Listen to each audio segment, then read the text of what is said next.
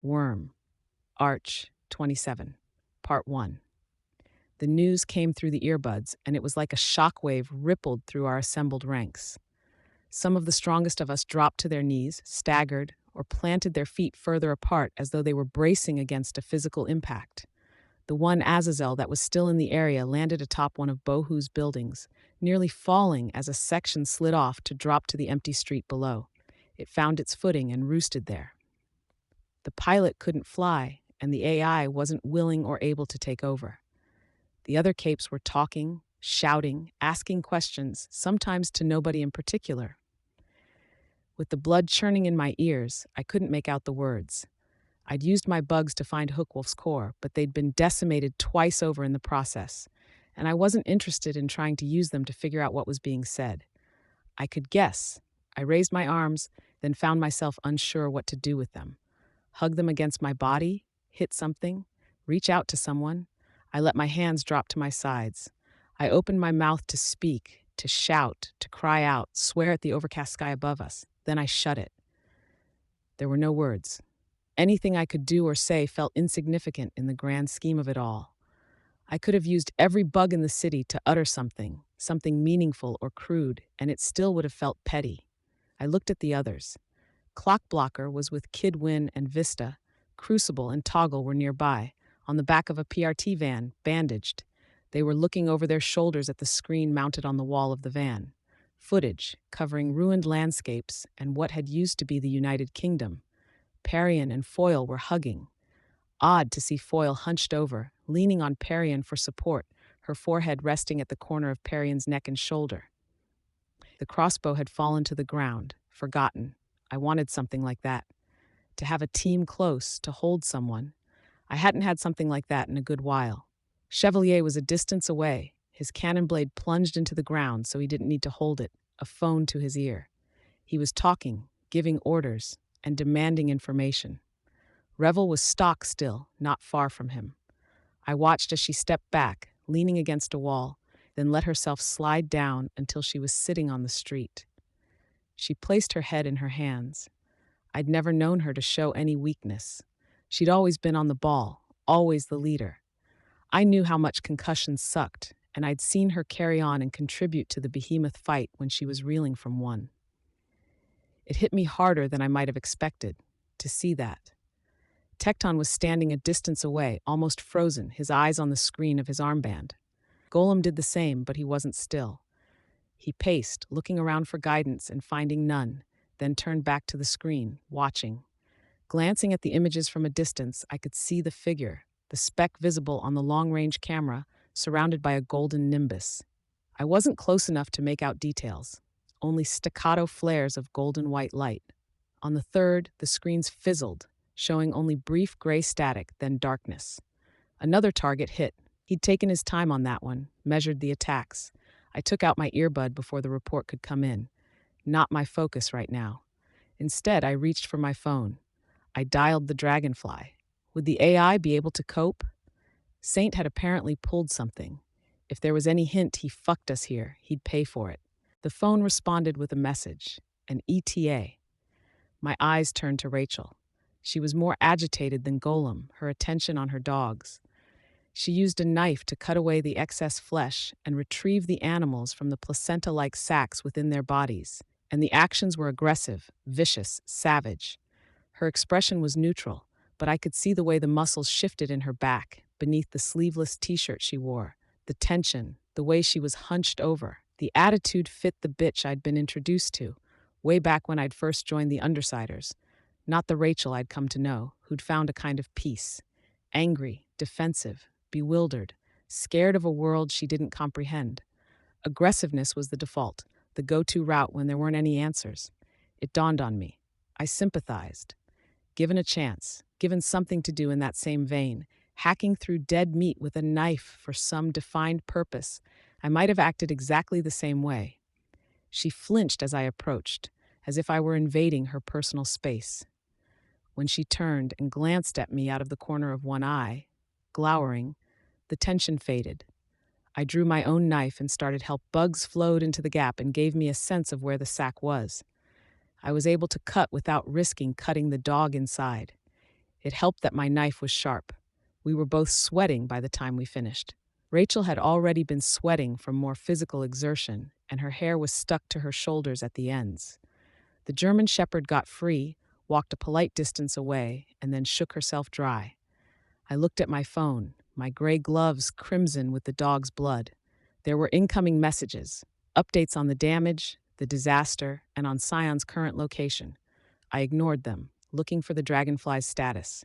Minutes away. It had already been headed into the area by default, tracking me by my GPS, ready to maintain a constant distance until I was prepared to call for it. That was fine. I started walking down the length of the street, my back to the others, to the Azazels and the heroes.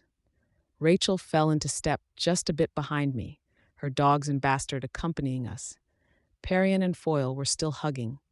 I paused as we passed them, tried to think of how to word the invitation. Parian's eyes weren't visible, hidden behind the lenses on the white porcelain mask she wore. I hadn't thought she was looking at me, but she shook her head a little. Good. Easier. I left them behind. The dragonfly started to land in an open area, an intersection of two streets. Moments later, the ground began to crumble. The craft shifted position, coming perilously close to striking a building as it avoided falling into the hole that had appeared in the street. A trap. Rachel boarded the craft. As I waited for the dogs and Bastard to join us, I looked into the pit. As deep as a 6 or 7-story building was tall, I turned away, boarding the dragonfly. I plotted a course, then took manual control of the craft. The AI was better at flying than I was, but flying meant I didn't have to think, didn't have to worry about what I was about to find out. Rachel didn't seat herself at the bench along the wall, or even at the chair behind mine. She sat down beside me, on the floor of the dragonfly, her back against the side of my seat, the side of my leg, staring out the narrow side window.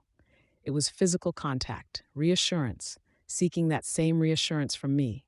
Her dogs settled on either side of her, Bastard resting his head on her lap. We had the whole country to cross. Every few minutes brought more visuals, more reminders of what had occurred. Highways grew choked with cars. Countless vehicles had stopped at the sides of roads, at the edges of fields, and at the fringes of small towns. Innumerable people running, seeking escape. Except there wasn't any place good to escape to. No, that wasn't true. There was. But the degree of the damage done was becoming clear. Before we even reached the East Coast, I could see the damage done to the landscape. Smoke was only just settling around the cracks and fissures, fallen bridges and ruined highways. People were making concerted attempts to move, to leave, but every step of the way brought more difficulties, more forced detours. Some had abandoned cars altogether, wading or swimming across rivers to make their way. Every step of the trip revealed more devastation, successively more vehicles choking roads and highways, forging paths around impassable roads. More and more people were forging ahead on foot in crowds because walking was faster than travel by car. More helicopters, marked with red crosses, had taken to the skies. Travel by ambulance wasn't doable. This was one place, one moment's attack. The display in the cockpit was showing more locations hit: Libya, Russia, France, Sweden, Iran, Russia again, China. Time passed. 45 minutes from the point in time I started paying attention to the clock, searching for a yardstick to try to track the scale of what I was seeing on the surface. How much worse did things get in 5 more minutes of traveling? In 10? It all seemed to get exponentially worse as the dragonfly took flight. It wasn't just that we were getting closer to the point where the attack had hit. Enough time had passed that people could react. Now, realizing just how severe this was, all of the power of Behemoth, mobility almost on par with Kansu, the psychological toll of a Simurgh attack. These were the people with a strategy, doing just what I'd be doing if I were one of the unpowered. The world was doomed, so they sought to flee to another world. Problem was, there were tens of millions of them, and the escape routes were scarce at best. The best-known escape route, Brockton Bay. I felt my heart sink as we approached the coast. Mountains I'd grown up with weren't there. I let the autopilot take over as we got closer, approaching an airspace choked by rescue aircraft. I didn't trust my own hands. It had collapsed. The blast had only struck the northern edge of Brockton Bay, then changed orientation, striking through the bay itself to slice through the very foundation the city sat on. Everything had been dropped a solid 30 or 40 feet. Tall buildings had collapsed, and only the squatter, sturdier structures and those fortunate enough to come to rest against other buildings were still mostly erect. Folding and collapsing, the entire city had been shattered. No section of the ground more than 25 feet across remained fully intact. The landscape rose and fell like waves, petrified and left frozen in time. The portal tower had fallen, but the portal remained there, oddly bright, too high to reach on foot. Work crews were struggling to erect something beneath, so the civilians could finish their journeys. The new arrivals were alternately joining in with the construction and making their way inside by way of rope ladders. Elsewhere, there were capes and rescue crews trying to contain the fallout around the scar. A structure had been raised to seal it off, but the collapse of the city had released the contents. A lot of containment foam was being deployed to slow the spread of a pale patch of earth, and there was one spot of fire that didn't seem to be going out. But the most eye-catching thing was a thin, scintillating force field that was holding off the water. It was taller than any building that had stood in the city, an artificial dam. Every few minutes it flickered for a tenth of a second, and water would flood through to seep into the gaps and fissures. In time, I suspected, the water would cover everything in the area but the tallest buildings and the hills. Arcadia High might stick around. Maybe. I recognized the rainbow hues. It was the same force field that had been intended to protect the Protectorate headquarters. Leviathan had torn the structure apart at the roots, and the tidal wave had knocked it into the city proper. In the time since I'd left, they'd repurposed the fallen structure and the force field setup. Not apparently to try to block Scion's attack. No, this was more to stop the water, to break that initial wave so it wouldn't simply sweep the ruins out to sea. I could only hope they'd done similar things elsewhere to minimize the damage. We circled the city twice before I gave the go-ahead for the AI to start descending. My second sense extended through the area as we approached the ground, extending out to the bugs that were scattered throughout the ruined, shattered city. I immediately set them to work, searching, scanning, investigating. I changed the course, dictating a final, slow sweep of the city. Not everyone had made it, stupid to think they might. My dad's house was gone, collapsed, nobody inside. Winslow High, gone. The mall, the library, Foogly Bob's, the boat graveyard, my old hideout, gone. My old territory, unrecognizable. The boardwalk was underwater now. It didn't even take him seconds to do. Too many dead, not enough who were merely wounded and unable to walk. Humans were so fragile in the end. I stopped the dragonfly and stepped out to seek out the first wounded. My bugs signaled rescue teams to get their attention. The wounded here could have been my dad's coworkers, people he went out to drinks with. They could have been Charlotte's underlings. So easy, in the midst of it all, to lose track of the fact that these were people. People with families, friends with dreams, lives, and goals. Golem had said something like that, hadn't he? How many people had simply been erased in the wake of something this random, so instantaneous, so inexplicable? I still wasn't sure what had happened. Tattletale was supposed to fill people in, but she hadn't gotten in contact with me. Or had she? I'd taken my earbud out. I looked to my phone, looked for transmissions. A burst of messages, following just after takeoff. From the Chicago Protectorate, people who might have been my teammates if I'd ever been inaugurated. More messages from Chevalier and the Brockton Bay teams. I didn't read them all. My eyes on the phone, I pointed the search and rescue to the next batch of wounded. I knew it was cold, but the corpses would have to wait. There were living people to find. There were no shortage of corpses. The number of living people, by contrast, well, we'd see what happened in the next 24 hours. The number of messages declined about 30 minutes after takeoff, then stopped altogether. Everyone who might have wanted to talk to me had found other things that needed doing, other priorities, personal or professional, which was exactly why I was here. I just arrived at that conclusion earlier than they had. I put my phone away. My mouth was pressed into a firm line as I helped the rescue workers. We lifted a corner of a second floor's floor. making room for someone get under and start retrieving a pair of women. Rachel whistled and pointed, and her German shepherd seized the floor in its jaws. The rescue workers seemed to hesitate with the dog's presence, so I took the lead, crawling inside on my stomach. I used my hands with the arms on my flight pack to move enough debris that we could slide the second woman out. There were more. Almost without thinking about it, I let myself slide back into the mindset I'd held for the past 2 years, sublimating what I wanted to do in favor of doing what needed to be done. Minutes ran into one another as we worked. I could see Rachel growing progressively more short-tempered, slower to give the orders, hanging back, rushing with the jobs. That ended when we rescued a child that had a puppy wrapped in her arms. She clutched the limp animal like it was a security blanket, not crying, not speaking. She only stared at the ground, coughing hoarsely whenever she had to move.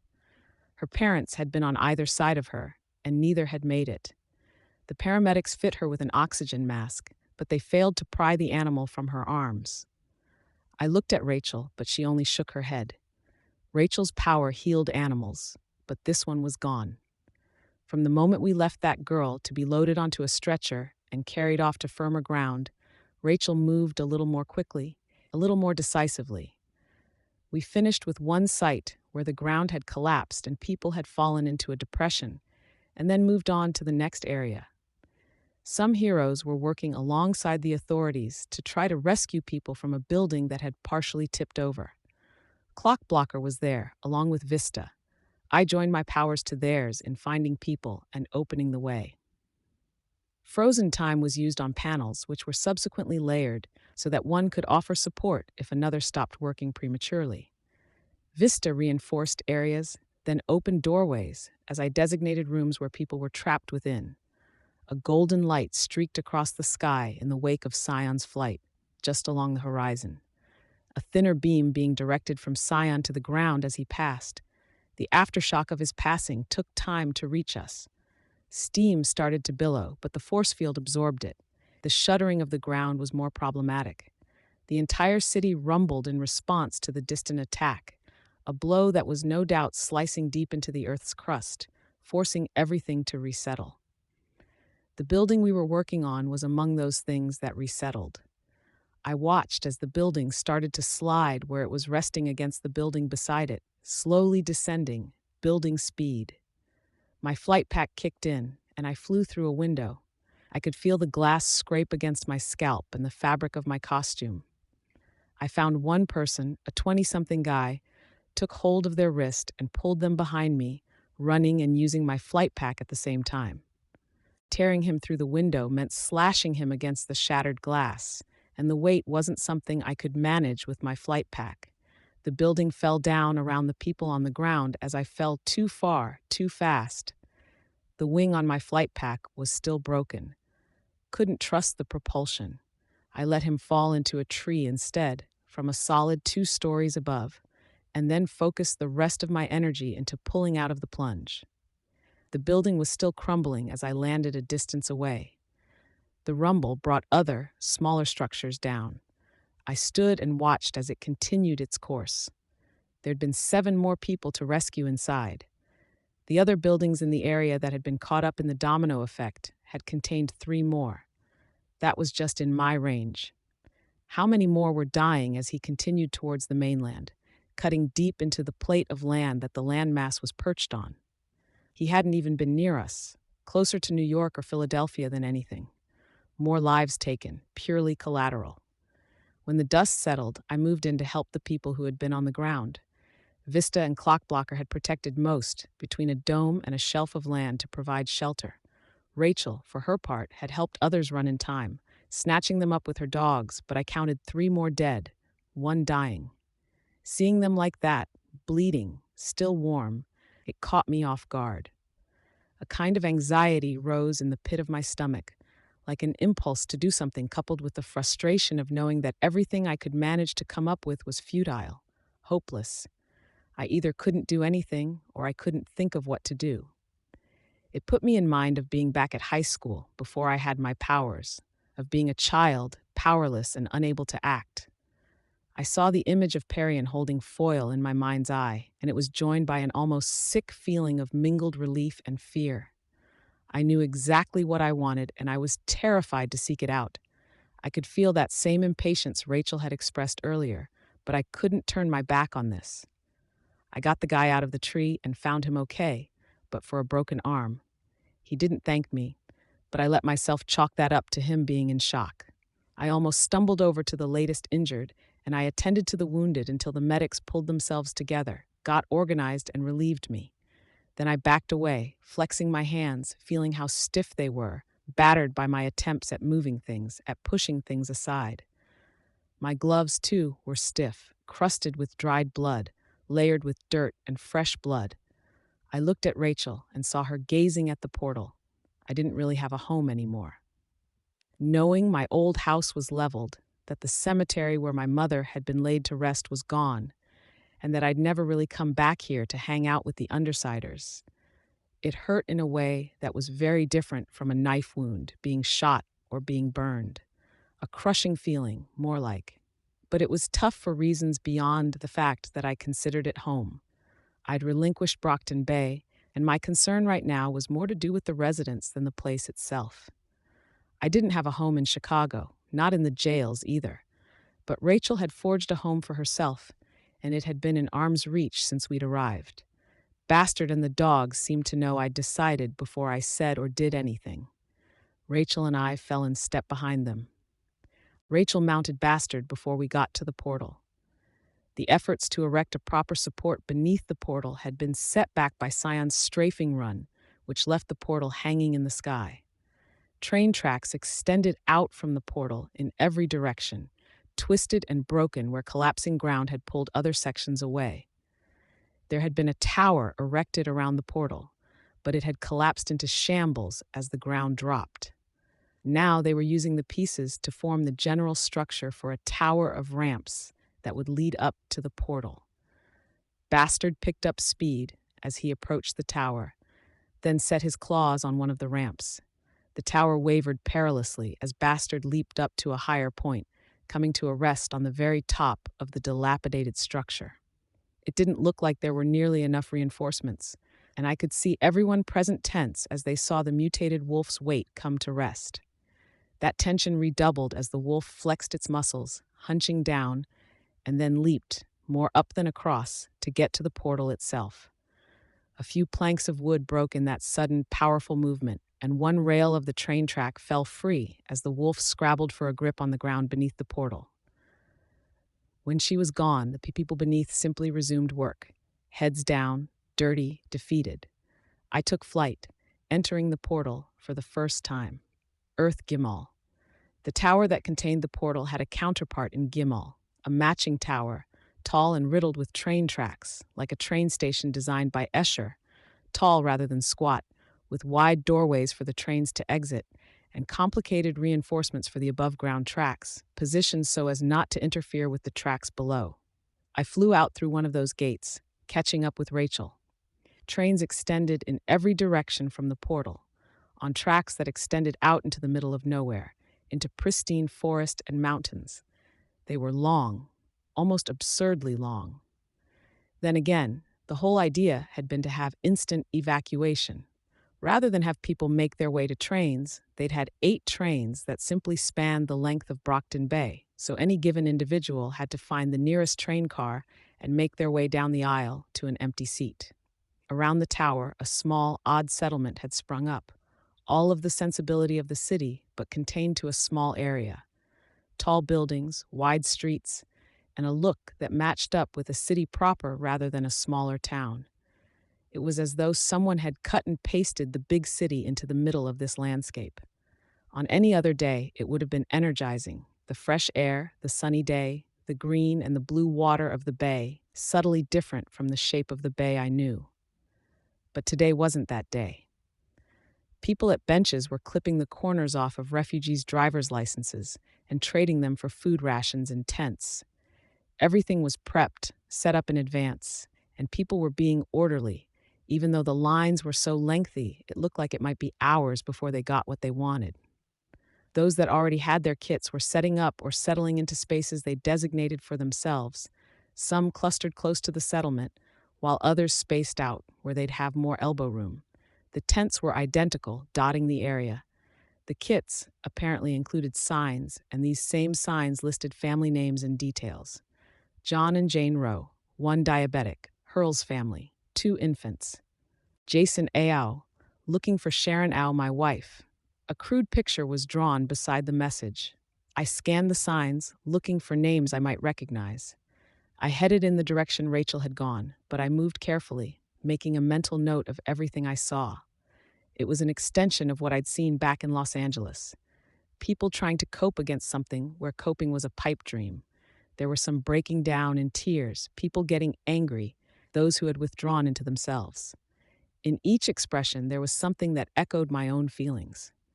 A part of me wanted to hide from that, but another part of me knew I couldn't.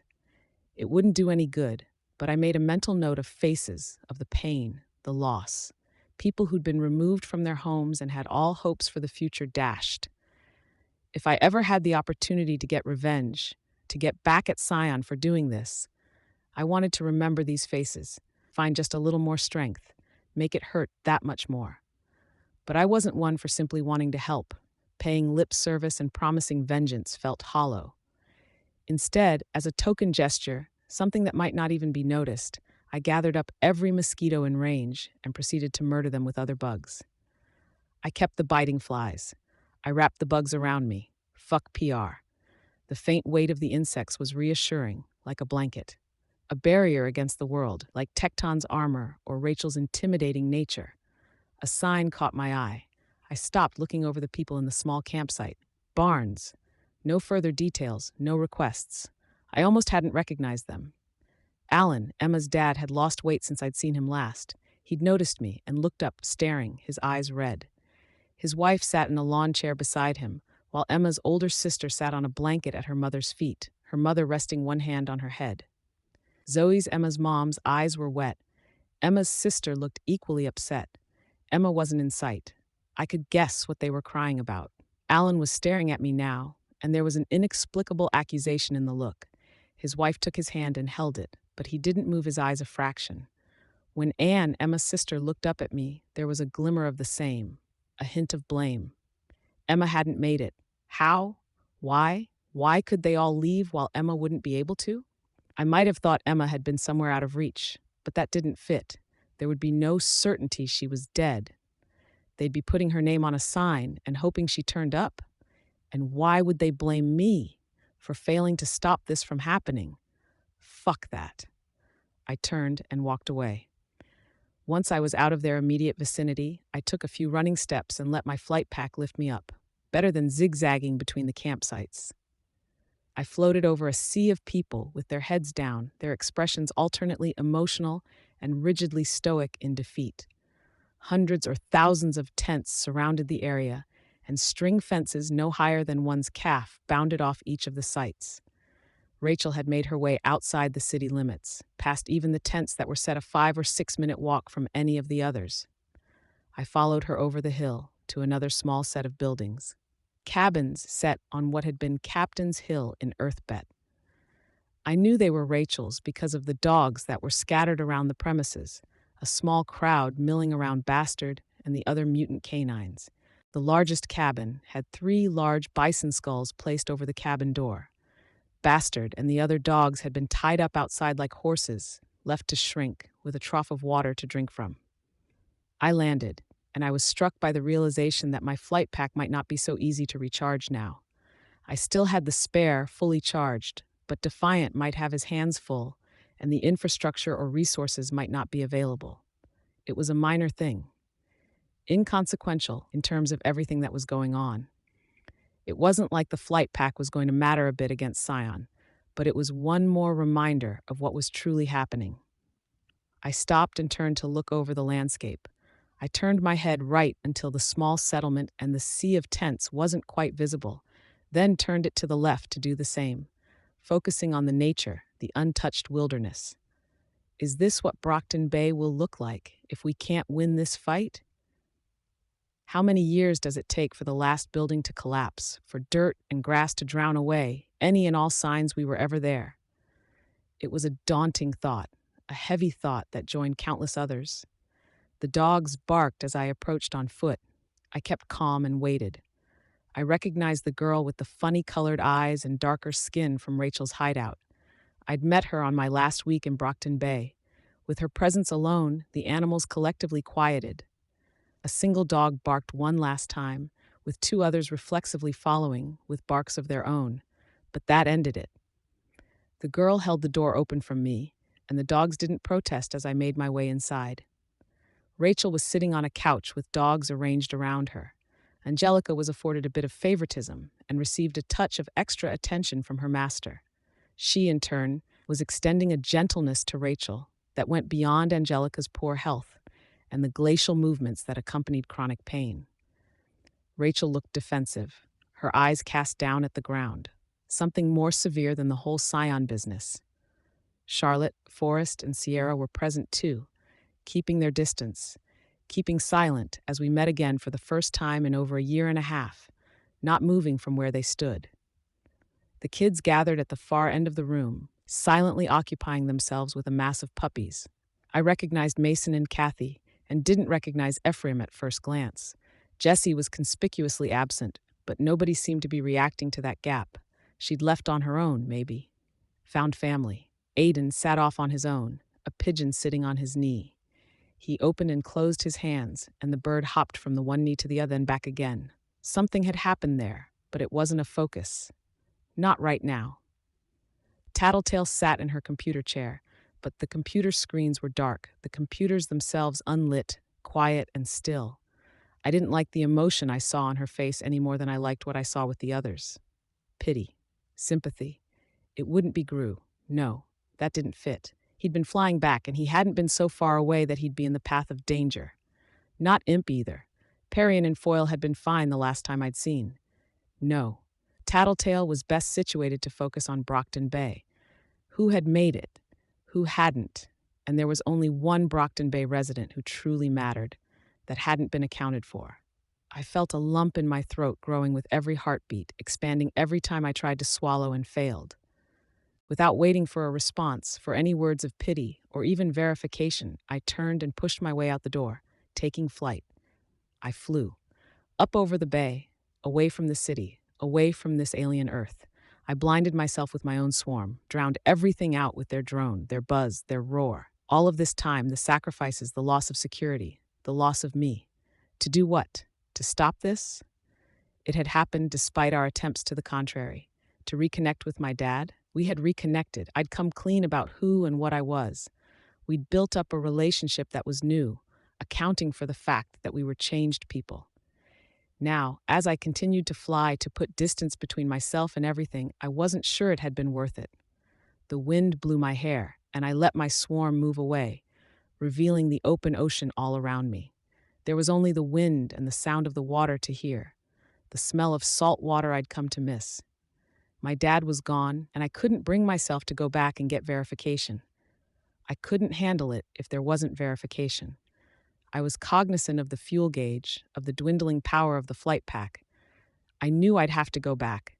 I knew there was stuff to do. But I'd spent the last age trying to build towards something, to prepare for the pivotal moment. I'd played my role, helped stop Hookwolf. I'd communicated with Foyle to urge her to play possum, tracking where the enemy was and what they could see. It had led to us taking down Grey Boy and Siberian, trapping Jack. And now the death toll was climbing. Scion continued his rampage, and I hadn't even had the guts to own up to the failure. I couldn't bring myself to go back and do something minor. It was arrogant, proud, but I couldn't bring myself to do search and rescue, while the population was steadily scoured from the planet. The major cities wiped out like a human child might kick down anthills. There was nothing in the worlds that I wanted more than a hug, and I couldn't bring myself to ask for one. My dad and Rachel were the only ones I could trust to offer one without further questions, without platitude or commentary, and I couldn't get to Rachel without going through the others. My dad was even farther from my reach. The mask I'd erected to see things through to this point was cracking, and I couldn't bear to show anyone my face. The fuel gauge ticked down. I noted it reaching a critical point, where reaching land before I ran out might be difficult, if not impossible. The sky was darkening. No clouds, no city lights. A cloud passed over sunset and the moon overhead, and it was startling just how dark things became. A fluorescent glare cut through the darkness. My hair and my swarm stirred. I could feel the breeze from behind me. I didn't turn around. "Your call," Tattletale said, her voice quiet. "I'd like you to have my back, but I understand if—" I shook my head, my hair flying out to either side. I turned around and floated over to the doorway that hung in the air. I set foot on solid ground and felt weirdly heavy when I did. It took me a moment to find my balance. Tattletale caught me as the door closed beside us. Then she wrapped her arms around me in a hug. Odd that she was shorter than me. When did that happen? I could remember her giving me a one-armed hug once, a long time ago. She'd been just a little taller than me then, just the right height for a hug. Now we were like Foyle and Perrion. I was taller, receiving comfort from someone shorter than me. I'd underestimated her. She didn't ask any questions or offer any sympathy. "They're all here," she said. "Ready?" I hesitated, then spoke. My voice was rough. "Ready." We didn't budge. She didn't break the hug. "Fuck it all," I muttered. My voice was still weird with emotion. Maybe I'd keep my mouth shut at this meeting. "Fuck it," she agreed. That said, we broke apart, took a second to breathe, and then made our way into the meeting room. Worm Arch 27, Part 2.1. The setup was the same, but there were undeniable changes. More people, and just about everyone was showing up in force. 13 panels, glowing lightly to light the individual groups from behind. Each had a symbol on it, now representing the teams. Rachel stood at the corner at the end of the hallway, her back against the panel. Her hair was a little out of sorts, and she wore her jacket with the heavy fur collar. With stray dog hairs sticking to every article of clothing, each individual hair and strand of fur seemed to glow luminescent. Bastard sat beside her, and his eyes reflected the same light. We entered the booth as a group, Tattletale leading the way, with Rachel falling into step beside me. We settled into a similar formation as we joined the others. The booth was framed by a railing, same as before, but there was a crescent-shaped desk on our side of the railing. Tattletale had already laid out handheld devices, a phone and several documents. She took her place at the center of the desk, our spokesman, apparently. I glanced over my shoulder. The others were present, Perrion and Foyle included. Gru's presence made for a dramatic effect, tendrils of his darkness coiling around the base of the panel. He was making himself larger, moving the tendrils more. It signaled a higher degree of emotion. The logo was the name of the team, drawn out like a gang tag. I took a deep breath, then looked over the rest of the room. The other booths were crowded as well. Every face was shrouded in shadow, the groups lit only by the glowing panels behind them. It pissed me off. I was surprised at how much it bothered me, at the vehemence of the emotion, the impulse to act, to react, to yell at them and call them all imbeciles, because they were busy trying to protect their identities and be secretive when that was the lowest priority right now. I managed to make myself stay still instead. If I was a little unhinged right this moment, then I needed to be calm, logical. It wasn't really working. I couldn't keep that sense of outrage over this trivial thing contained.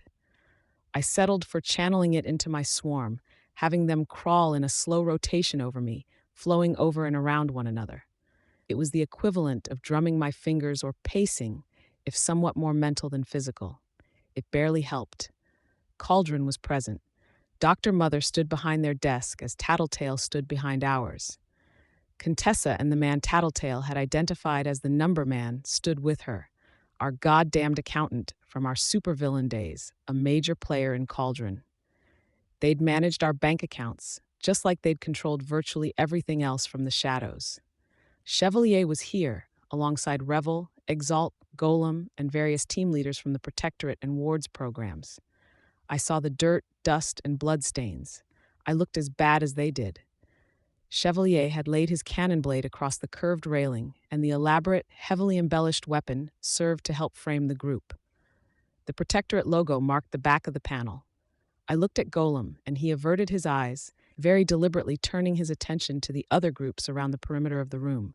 Was he ashamed? Angry? I couldn't parse it. The guild, with Dragon absent. Narwhal stood beside Defiant, both of them ridiculously tall. Masamune stood beside them, not old but still stooped and frail, with a thin beard. A DT soldier stood by the man. I could guess which soldier it was. The guild's icon, the spear pole with a ribbon-like flag flowing from it, marked the panel. And I'm not going to appeal to emotion, Defiant was saying. I'm not going to tell you how brave she was, how selfless and noble. You were watching us before you pulled the plug on her. I know that, and I know you saw all that. No, you don't care. So I'm going to talk about the facts, Saint. You're failing. Saint, standing in the booth opposite the guild members, had been ignoring him, focusing on a computer as he typed ceaselessly. At those last 2.5 words, Saint paused for a fraction of a second. The other dragon slayers were situated at either end of the crescent-shaped desk, seeing to their own tasks. The woman glanced at Saint, and that seemed to be enough to remind him to get back to the typing. Dragon could evacuate. She could minimize damage, manually control the force fields instead of relying on automatic overrides. New York's force fields went up too early. Golden Beam sheared through, knocked it down. A third of the city gone. Dragon would have succeeded. You failed. 2.2 million estimated deaths. I want you to know the numbers. I want you to be aware of every single one of those deaths. Believe me, I'll remind you, and I'll make sure everyone else knows as well. Saint reached up to his helmet for a second, then dropped his hand back to the keyboard. France. Don't bother, Tattletale said. He muted you. Defiant stopped talking, setting his hands on his spear instead. All of the other major players were present, minus the birdcage contingent. The Thanda had 6 members in near-identical robes. Their logo was a block of letters arranged in a 5x5 grid. Mord Nag had a ring of skulls around a black circle. Faultline's crew had a wavelength, like a reading on a seismic monitor. Looking at them, I was startled to realize Dinah was in the group, standing right beside Faultline, which didn't parse. I turned my head to look across the room at another little girl. There was a 9 emblazoned on the panel, well above her head. I glanced back at Gru, saw how he was deliberately looking away, and connected the dots as far as why he was withdrawn and generating more darkness. I started to speak, and found the pitch of my voice to be a little skewed. Quiet, I continued. We invited Bonesaw? Cauldron did, Tattletale said. Hard to see, but she's restrained. That doesn't make me feel any better. Custom-made organisms could erode metal or break glass. She could have a breakable capsule that released a plague throughout the room. No, Tattletale said. But Cauldron okayed it. Fuck me, I said. My bugs stirred in much the same way Gru's darkness was. It wasn't enough of an outlet. I settled for gripping the railing in front of me. Fuck them. Do you need to leave? Tattletale asked, her voice just as quiet as mine. I could send Rachel with you. I shook my head. No, I was pissed, but I wanted to stay. What the hell was Gru experiencing? This was the girl who had cut him open and spread the still-living contents of his body around a walk-in freezer, complete with augmentation that would allow him to experience pain on a level that a normal human couldn't. For kicks, because she was curious. We were joined by a group of the Yangban, in flowing uniforms that fit somewhere between martial arts outfits and army gear, with masks like multifaceted gems. Faceless, with only numbers to identify them. There were capes I knew to be the elite, Nonpareil and Patrician, Agnes Court and Blue Blood. They were the opposite of faceless, taking great pride in their appearance and their powers. The elite were an organized crime syndicate, shutting down anyone who tried to use their powers for profit, unless those people worked for them. I recognized Adelaide, a South American cape, hero to the people, alongside Khalifa de Perro, who had one foot propped up on the desk, an elbow resting on his knee. There was a man I assumed to be an interpreter beside them. The representatives of the suits were present as well, each with costumes stylized after different card suits from the original and newer decks: heart, club, spade, diamond, sword, wand, coin, and cup. I was surprised to see them. The suits were capes from the United Kingdom, and the United Kingdom had been obliterated. The leader of the hearts, swords, and cups weren't present. leaving me to assume they were among the ones who hadn't made it. The suits managed different duties, classifying capes into groups for public service, fighting, intrigue, fast response, and watching for malfeasance in other areas of the public. I'd read the PRT's pages on them when I'd been investigating possible vectors for the end of the world, only to discover that the suits were barely treading water as a group in terms of funding and membership. Too many deaths to endbringers, even before the pace had picked up, and the merchandising wasn't working out, with the group accepting handouts from the PRT on a regular basis. Not exactly the image they'd given to the public of an elite group that was hipper, cooler, and more effective than the Kingsmen. The Kingsmen hadn't made it, I noted. The three blasphemies were standing at one booth, young women with masks depicting ruby-lipped faces, a smile, a frown, a snarl, alabaster white skin, white hair, white flowing dresses. The frowning one held hands with the other two. They were silent, still, and their very presence seemed to be bothering the nearby suits and protectorate members. The final group was arriving, stationing themselves opposite Cauldron. I glanced up at Cauldron's icon, marking the upper half of the glowing panel, a stylized C, tilted upward at a 45-degree angle. That same mark, in different sizes and at different angles, marked the various members of the new arrivals. Weld's irregulars. Weld had altered his look, a little more edgy, a little less human. Segments of his metallic flesh stood out like horns or scales, and the veins and crevices were deeper. Strangest of all was that he was wearing another of the Case 53s, in addition to his thick canvas pants. Tendrils encircled his arms and legs, wound around his fingers. Loops of metal, in turn, bound the tendrils, locking them into place or helped direct them into and through his limbs. All of the tendrils led to the same point, to a pale girl's face, with Cauldron's mark on her cheekbone. She had no body I could make out, no hair, only the tendrils. I saw Gully, standing a little taller than she had the last time I'd seen her in person. A muscle-laden young woman with braided hair that trailed on the floor. Sanguine, with red hair and red skin. Gentle Giant, a placid-faced young man who stood head and shoulders above even Gully and innumerable others. The moment they were settled in, their icon appeared on the screen above them, a three-fingered hand. "We're all here," Dr. Mother said. Civil, pleasant, unruffled, even though the world was being dismantled. Weld wasn't so inclined to be polite, nor was he unruffled or forward. He spoke with a harsh tone that overrode his faint Boston accent. "I'm trying to think of why I shouldn't tell my irregulars to murder you three right here." The doctor didn't reply. She met his stare with one of her own. The tendrils around Weld's body tightened to the point that they bit into the metal. "I saw some people shift position if they," he continued. "I know what your Contessa does. I know about Number Man too. Hell, we know about the ghost girl who keeps you company. We call her the custodian. Is she one of your mistakes, like us?" "Yes," the doctor said. "And did you brainwash her to keep her servile?" "No. For one, she has no brain. Is this really necessary, Weld?" Weld didn't show a trace of hesitation. "I think it is. Everything seems to tie back to Cauldron, to you. You're blaming us for this. You're the most likely culprit," Weld said. "No," the doctor replied. "Our issue here is a lack of information. We have 4 sources that can corroborate the same story. One of those sources is in the birdcage, where they'll remain until we decide it's time to free them. There's Bonesaw, who isn't our most reliable source, and I'm guessing Tattletale is the 4th, Weld answered. He saw the doctor respond and nodded a little. Convenient. For those who don't know, the Undersiders got their start working for Coyle, who was linked to Cauldron by 2 degrees of separation at most.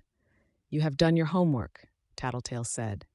"But no ties to Cauldron here, aside from the rare clandestine meetings where we do rock, paper, scissors to figure out who plays a big part in the latest Endbringer attack."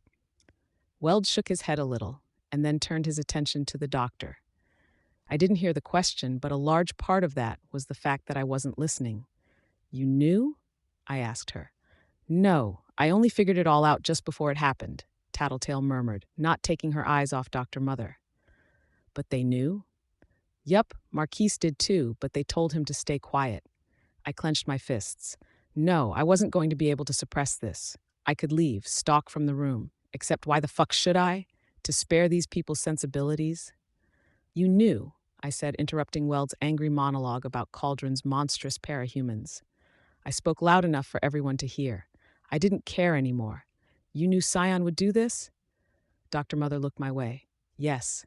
And you did nothing. You stood back and you let this happen, I said. I was aware that every set of eyes in the room was on me. It's better that this happens now, from what we know, and I do want to express that I'm eager to compare notes with the other parties. It was inevitable. Now or later, Scion was going to go rogue. If we waited until a decade had passed, we might not have the numbers or the powers we have now. You knew, I repeated myself, staring at her. We could have put this off, bought ourselves time to deal with other crises, to find an answer, a way to stop him, or... I trailed off, lost for words. To stop him. That's enough. We did try, the doctor said. We offered as much assistance as we could without hamstringing ourselves for the next part of this. The numberman spoke. All of the statistics point to a decline in population over the ensuing few years. We were already in the midst of the breaking point. You experienced much of that yourself, Undersiders. Enough capes in one place, and it becomes the equivalent of nitro waiting to blow. Brockton Bay wasn't managed quite so well as other clusters like New York or New Delhi. He gestured towards Chevalier, then the Thonda as he named the cities.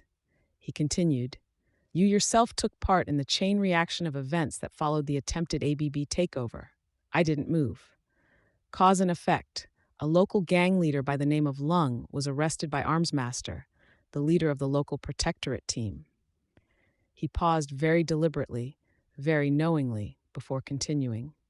A subordinate member of the gang goes on a rampage, escalating violence and forcing another local cape to advance his plans for taking over the city.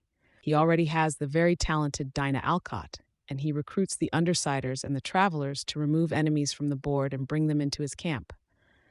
The latter group of heroes sets the seeds for a later fiasco, the Echidna event. Conflict and the dormant Echidna's presence lead to Leviathan attacking, which leads in turn to the Nine visiting. I could go on, naming the Undersiders' actions in regards to seizing the city and stopping Coil, but you know the story. You're saying all of that stemmed from one arrest, one of the female members of the suit said. No, the numberman said, and he managed to sound only a little condescending. I'm saying that parahumans as a whole are chain reactions waiting to happen, and we were already approaching a critical point. Every year, the percentage of parahumans in the population increases. At that same time, the odds of a cataclysmic event happening somewhere are increasing steadily. Imagine a situation like the Echidna event that turned out more unfavorably, or a Nilbog who wasn't content to stay in one place. We have the Blasphemies, Sleeper, and the Ash Beast, even the Slaughterhouse 9, all as living examples of this concept at work. The world already stood on a precipice, and I'm not even mentioning the Endbringers in all of this. I glanced at the Blasphemies. They hadn't moved an inch, even as they were mentioned. The numberman paused. There was an exceedingly good chance that we would have only 66 to 25% of the forces available if we waited 10 years. 14 years from now was the breaking point, Dinah spoke up. 53 to 2% of the forces available then, Numberman responded. Yes, the doctor said.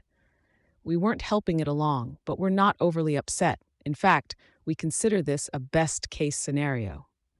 I saw Contessa tense even before my swarm moved, expanding, drawing out lines of silk. A slam interrupted me, jarring me back to reality. I turned to look at Chevalier. He'd struck the desk in front of him. Don't, he said. It took me a second to realize he was talking to Dr. Mother. A poor choice of words, the doctor said. What I mean to say is that a very large number of powerful capes remain active and alive, ready to combat the threat. We're situated to respond to this somehow, both offensively and reactively. At this very moment, we are managing a large-scale evacuation. We consider it a priority to keep Scion unaware, so we are evacuating the land masses on the opposite end of the globe in hopes he won't be able to respond or act. Evacuating people like you did in New Delhi? Tecton asked. No, different Earths, closing portals behind us as we go. One of the Thanda spoke. Then you were capable of this evacuation before? Moving hundreds of millions to safety? Yes, the doctor responded. Why? He asked. Because of Scion. Because you knew, I repeated myself for the third or fourth time. My fists were clenched. You had an idea this was going to happen. Yes, she said. Everything we've done has been to build towards this eventuality. A silence hung in the air. I looked over the room. Mord Nag and the South American Capes had interpreters rattling off the particulars of the conversation. The Protectorate, the Irregulars, Faultline's crew, the suits, all bristled with anger. Hell, I did too. Faultline spoke. So, it all comes down to this. Millions or billions die, and you get to step in now and be the big damn heroes. We have no intention of doing so.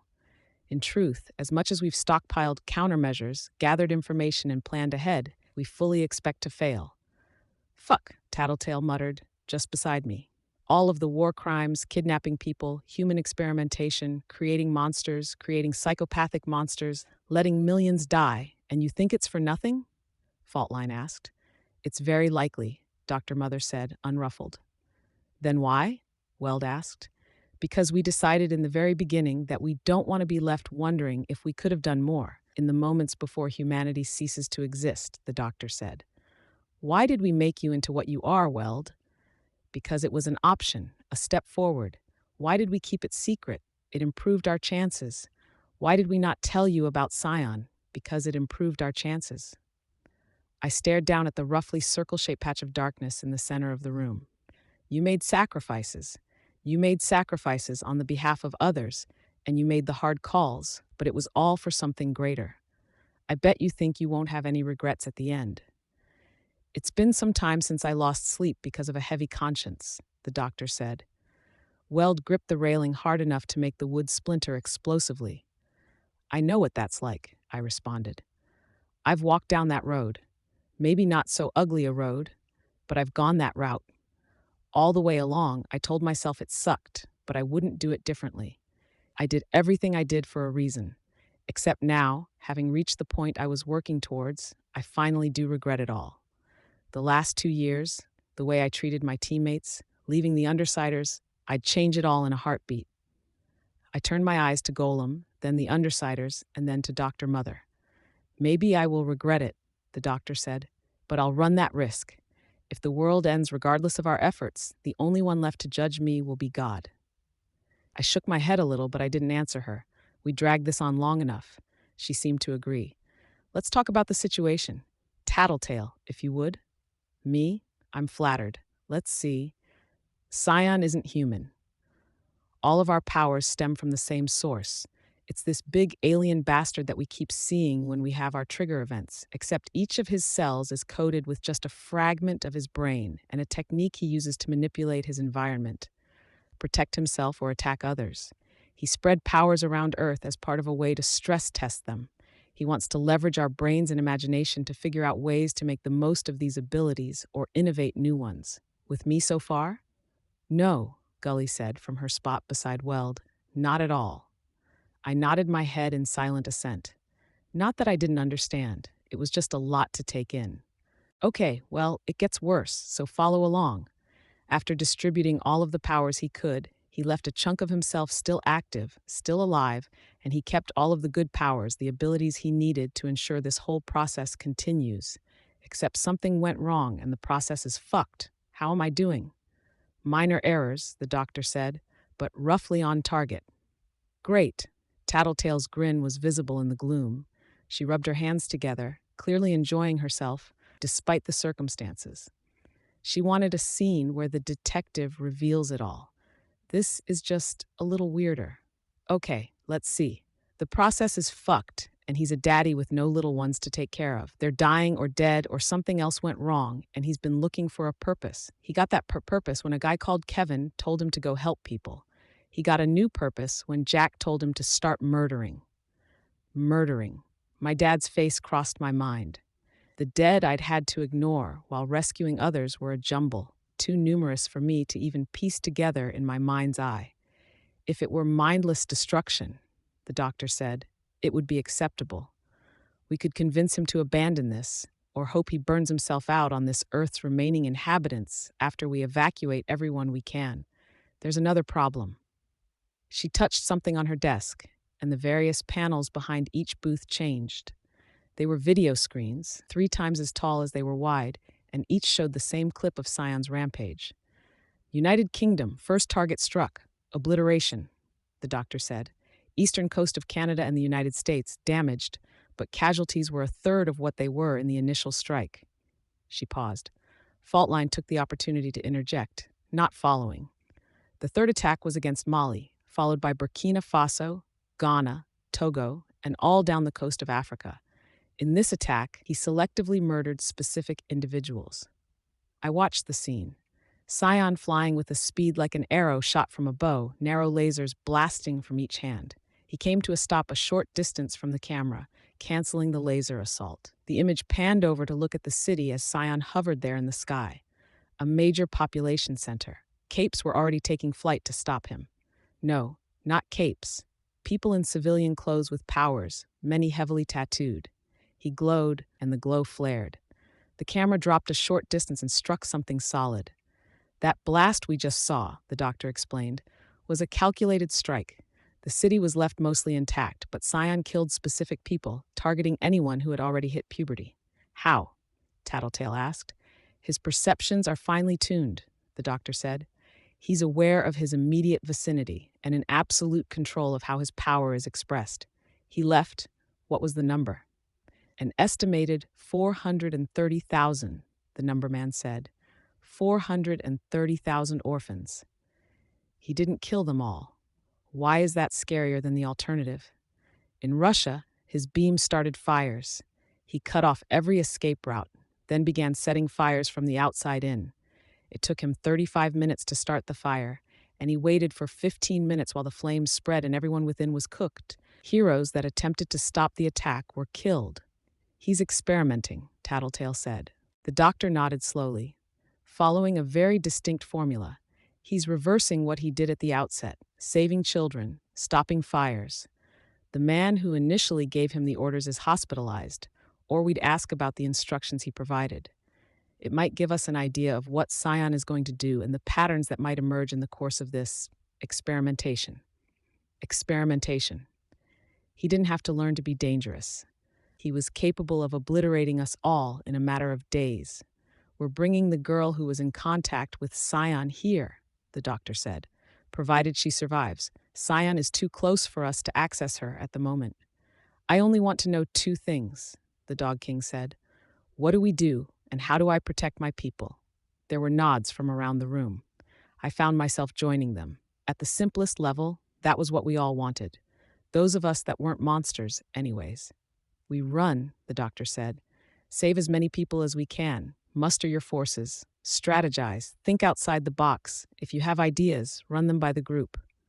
Let me start then, Faultline said. Simple answer. Talking to him got him to be a hero before, and talking to him made him do this. Let's talk to him again. And say what? Tattletale asked. Stop, pretty please. No, Faultline retorted. I want to find another option. We've got a planet full of thinkers and tinkers. Let's gather intel. Figure out just what it is he wants, and see if we can provide it. Get him to leave. It's not that simple, Tattletale said. That fairy cook who's going on about queen administrators and all that crap, she was a big hint in me figuring this stuff out, and she's under the impression that this all ends with this Earth and every other Earth being obliterated. We don't want to give him what he wants. Then we trick him, Faultline said. Before he gets too clever and before he wipes us out, tell him to, I don't know, fly to the edge of the known universe and back? You try that, Tattletale said, injecting a note of sarcasm into her voice. That sounds brilliant. Any idea is a good thing, Chevalier said. We'll emphasize protecting and preserving the people we can save. Can you give us access to your portal network? Yes, Dr. Mother answered. Of course, we'll be observing you at all hours. You only have to ask for a door, and we'll connect you to our central hub, provided you aren't on the same continent as Scion. She took a deep breath, then sighed audibly. I don't ask you, any of you, for your help. I don't ask for your assistance or cooperation. I only want us to share resources, provide solutions. Contessa, if you'd please ungag Bonesaw? Contessa nodded, then strode across the room. She worked something away from Bonesaw's face, then returned to Cauldron's booth. Hello. Bonesaw's voice was eerie, childish in a way Dinah's wasn't. She craned her head around, clearly unable to move anything below the neck, looking at the panel behind her. I'm not with them. Honest to gosh. There's no reason for her to be here, Defiant said. There is, the doctor said. Contessa believes it is the most economical way to get what we need. Tattletale? I'm really having mixed feelings about that whole tattletale thing you keep doing, Tattletale responded. It's like calling for your dog, which is irritating, but you keep giving me chances to do awfully fun stuff. You want me to dismantle Bonesaw? Feel free, the doctor said. Our goal is a remote. I'm playing nice now, Bonesaw said. Promise. Gotcha, Tattletale replied to the doctor. She turned to the little girl. So, this is cheating, Bonesaw said. I'm not trying to be tricky or anything. I just want to stay alive, help out. I don't want the world to end. The remote's just collateral. Once I give it up, you have no reason to keep me around. Which is, Defiant commented, exactly what you'd say if you were Jack's sleeper agent, biding your time to deliver the worst possible attack at the worst possible moment. No, Tattletale said. She's being honest. Honest? The murderous little tot had a change of heart. A partial change of heart. Let's be honest. You're not going to turn away from the art of your powers that easily, are you? You'll still crave to do something interesting, and maybe that interesting is at the expense of others. It can be at the expense of bad people, Bonesaw said. Does that work? No, Chevalier said, Defiant echoing him by a half-second. Besides, Tattletale said, the only bad person that concerns us is Scion, and you can't touch him. Phooey. Drop the act, Tattletale said. There was a pause. A voice that wasn't nearly so childish, so perky, sounded across the room. Okay. Better, Tattletale said. You're in the middle of a metamorphosis. Something triggered that change. Love? No. Friendship? Friendship. Someone outside the 9. Yes, it's not that big a deal. I realize Jack's been playing me because that woman, Bonesaw jerked her head in the direction of the doctor, fucked with my head. Which is why I'm handling this and not her, I guess. And because this little show builds the idea of solidarity between our factions. Multiple goals, I'm sure. An illusion that's strained when you mention it to everyone present, Dr. Mother commented. Whatever. Bonesaw, Boney, Bones. Riley. Riley, you're going through some changes. Can we cut the jokes? Chevalier asked. There's a lot going on out there. We've wasted enough time already. Then go, Tattletale said. When he didn't budge, she added, I'm having a conversation with Riley here. She's figuring out who and what she is, and we've got a bit of a snarl. Her art. My power. That's all it is, Bonesaw said. You're attached to it. You feel a bit of pride in what you've made, even now that you're apparently turning over a new leaf. I'm afraid I'm going to have to tell you to get real. I'm not that attached, or proud, Bonesaw said. Sure you are. No, I mean I think about my friend and I imagine messing with him, and it's like, I don't want to do that. I enjoy his company. So I think about the other people and put his face over theirs. And you still do horrible things. Let's not pretend you weren't screwing with Nilbog or palling around with the rest of the clones. You made them possible. I had to. Chevalier was right. We don't have a lot of time. Stop equivocating and listen. You're a monster, maybe the worst one out there. But when it all comes down to it, you're just like that big golden bastard out there. You're Jack's pawn. Everything you ever made, everything you ever did, the strongest parts of you, the little vulnerabilities, custom-tailored by him. No, Bonesaw said. Yes, the friend I made, this new me, it's calculated by Jack. Don't tell me he doesn't plot things for down the road. Hey, Golem, talk to me. Golem's voice sounded from the other end of the room. Nah, what? You thought Jack had a thinker power. Why? What? There was a pause. Because he's like Weaver. He reacts like someone that is way too aware of what's going on. Acts like me? I'd made the comparison myself, but I'd tempered that, held back as I formed that conclusion. Hearing it in such a blunt way stung as much as a slap in the face. And you sent in the DT guy because Weaver surrounds herself with bugs, and Jack surrounds himself with capes. The non-cape is the only variable we haven't seriously tried, the competent non-cape. Tattletale nodded. Thought so. So let's think about that. He's got a thinker power that lets him manipulate parahumans or read them or gauge how they'll react.